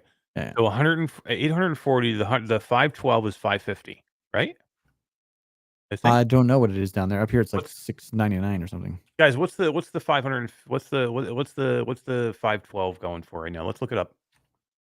Yeah, so it's $816, $34 times 24 months. What's the 512 going for? I gotta know these things. You know, I don't know. it would have been cool. It would have been cool if we actually did these things before the show. Well, you know. All right. I mean, I'm seeing one on Amazon here for $630 for the 512. It can't be right. It can't be right. That is not a bad deal. It's a couple $100 over. Why is it $630? That can't be right. Am I wrong with that? Is that on the Quest official Amazon store? No. Some dude reselling. Here we go. Let me go to Meta Store. Yeah, just go to Meta. I go there, it takes me to the Canadian one, so I don't know. It doesn't tell me. Damn Canadian one. What are you talking about? We had Canadian reps in the chat tonight coming out of the woodwork. $649 at Best Buy. There you go. So it's not as bad as I thought. Here it is too. It's $24.99 a month for the 128 gig and $34.99 a month for the 512. That's what I said. Okay, I didn't hear you say the $24 one. Okay. Yeah. Of course, the problem is now I can't find the actual price if you're going to buy it. Everybody in chat says $650 at Best Buy, $649 Best Buy. $650. Okay, so is it? It must be $550 for the 128 then. So the 128 gig is $550, and then So $840 minus the $649, so it's $190 more. That's not bad. Remember, they're letting you pay for this over 2 years. Of course, they're going to make some extra money. That's how these work. Yeah, no, I'm okay with it. And then again, if you can't afford it up front, those are the things you have to do, right? Like, I mean, Exactly. there's those rental companies out there, like, you know, Aaron's Rental or Rent a Center or whatever you call them, where you go rent like a TV and you pay like, and you end up paying $10,000 for the TV by the time. I mean, these companies do this stuff all the time. It's like, you know, you play today and you pay later, right? Yep, exactly. And that's exactly what it's called. Yeah, right. Play now, pay later. Yeah. So I mean, that's cool. I mean, I'm okay with them doing it that way. I mean, I was just curious to see, like, if you had the money, would this be a good deal? Probably not. I wouldn't do it. If you had the money, go buy it. Yeah, if you had the money to go buy one, just go buy one for sure. I mean, I do like that you get 2 years in the MetaQuest subscription, which is great, and 2 years in the MetaQuest Plus protection. $34.99 a month for 24 months. I mean, I dropped a link for people if you want to check it out. I mean, we say all the time that these things aren't cheap. You know, $600 for a headset, you know, almost $700 for the bigger one. Expensive. These aren't cheap. So, I mean, I get, like, you know, and not everybody has that, especially right now. Economy sucks, man. I mean, things aren't great. So, I don't know if you can get it and you can get in there without having to spend, you know, $1 million up front. $35 a month is, you know, it's pretty good. It's doable. You know, usually $35 totally a month, doable. you know, it's something you can work if, you know, if you have that expendable income every month. I mean, you can do it. I think it's a good deal. Sure. I think it's a neat idea. And like I say, Xbox has been doing this for years. I think PlayStation even does this. Doesn't PlayStation do this, where you can buy a PlayStation and then includes PlayStation Plus? Yeah. I'm pretty sure. Yeah, I think it's just a good idea. Like, I think it's a good idea to give people access to something that they can't get access to, especially if it's, you know, it's too expensive. I think it makes sense. And then if you don't need it, you don't need it, and don't worry about paying the extra. Just go buy it. Yeah, exactly. But now it gives some options, and it's like it's like it's done by a reputable company in Meta, and they're taking care of it, so you don't have to worry about like getting gouged later for pricing. But I'm there. I'm down. I think it's a good idea. What about you? You down? Yeah, I think it's a great idea. You should do it. You should do it. I should do it. And just looking at this subscription thing for MetaQuest Plus, we don't talk about that enough either. That's a pretty fucking good deal. And I was just thinking about Danger Duo, who's getting a new Quest 3 thanks to Scott Albright, sent directly to his house. Great is that? Yeah, he's in. He put it in chat, so I'm not saying anything above board here, but he is in Texas, and you're getting a Quest 3 headset. There we go. But the MetaQuest Plus subscription should be on your freaking Christmas list this year, because for $6 a month, I think it is, or $8 a month American, it's $10 Canadian. So I don't know what the conversion is. You get access to crap loads of games. Yeah. Oh, hell yeah. It's gonna blow your mind. Tell your dad that's what you want. Yeah, right. Get it. Semi in chat says, "How often do you guys stream?" We are live on this podcast every Thursday night. Over the summertime, it kind of. What's that? When Eric doesn't break his tooth, yeah. Yeah. Over the summer, it's going to be kind of hit and miss because we're super busy with conventions and traveling and doing all kinds of stuff. But we try to get them at least every Thursday night. And then we do live streams on the weekends and all kinds of stuff throughout the week. So it just depends. Come to our Discord because that's where all the information gets dropped. Yeah, we do what we can to make sure we're here every Thursday, 9 p.m. Eastern time for you guys. And things happen. Like I said last week, I didn't even know what the hell it was last week, but whatever it was, we couldn't. Yeah. Whatever it was, we couldn't do it, and then we were going to try and do it Saturday. But we'll always try and be around for you guys. We love doing the show. We enjoy it. So we'll always trying to do it. But we got some new avenues. You're going to come see Todd on from time to time on XR Update, or myself, or Alex, or Jasmine. Skiva, good group of people, just talking about virtual reality and pushing that forward as much as we can. Todd, my medication's wearing off, and I have a big hole in my face where my tooth was. It's telling me it's time to get out of here. So it's telling you to stop talking. Yeah. This was a lot of fun, man. I love when Scott comes on. He's just a genuine dude, and he we met him just as him being a game developer, and he's become one of my best friends now. Right. And I just love the dude. I'm so glad that he came on tonight and did that. And you'll see him back on here again, I'm sure, at some point. But for sure, yeah, we need to even just have him on again. Forget Ghost of Tabor. Let's just bring him on and have a talk about whatever the content of the night is, and have his opinion on these kind of things. I just loved talking VR with him, regardless of what's coming from Combat Waffle. Just talking VR in general is he's just a wealth of information. So it's a good guest for sure. Hell yeah, agreed, 100%. Danger Duo says Scott is a G. Hell yeah, he is, dude. Wes says, who else has a big hole in her face? My mom. Yeah, she does. She knows what to do with it too. And on that note, all right, you guys are awesome. Thanks for being here listening. We appreciate everybody. Come see Virtual Strangers Saturday night. I will be back unless I break another tooth. I'll be back for Virtual Strangers Saturday. We got some cool shit to talk about. Todd, I got a new Apple Vision Pro game that I'm going to talk about. I have a video coming, and I don't know if I'm going to split it up into 4 videos, but I haven't decided yet. But I played a crap load of Apple Vision Pro games this week, and there's some really cool freaking games that I'd never even heard of. And using the hand tracking, man, it totally works with these games. It's getting better. Had so much fun. It's getting way better. Yeah, I was kind of blown away. And I wanted to get out of here, but now I got to talk about this. Don't go anybody. Did you see, Todd, that they have controllers now coming? A company is making touch controllers for the Apple Vision Pro. Now I'm a little skeptical. I am too. They look a little janky to me, but they look a little. Somebody's making them. I don't care. Somebody's doing it, so it's great. I'm super happy, dude. I can't explain to people how great this headset is. I wish it was affordable. I wish everybody could get it because it's freaking great. I love it. I agree. I'm in that headset 4-6 hours a day. Like, I love it. And that's just for work. And then later on, right after this, I'm putting that fucking thing on and I'm going to go watch FBI on Amazon Prime because that's where I watch all my shit. I am going to go play some flat games that we're going to work on for Flat to VR. Nice. Even better. That's so cool. It's such a great headset. All right, guys, come catch us Virtual Strangers on Saturday, and then me and Todd will be back next Thursday, day before I leave for China. It'll be my last show before I head to China for a week. So come check us out then. We got lots to talk about. We appreciate you all. Thanks for all the super chats. You guys are amazing. See you next time. Bye, guys.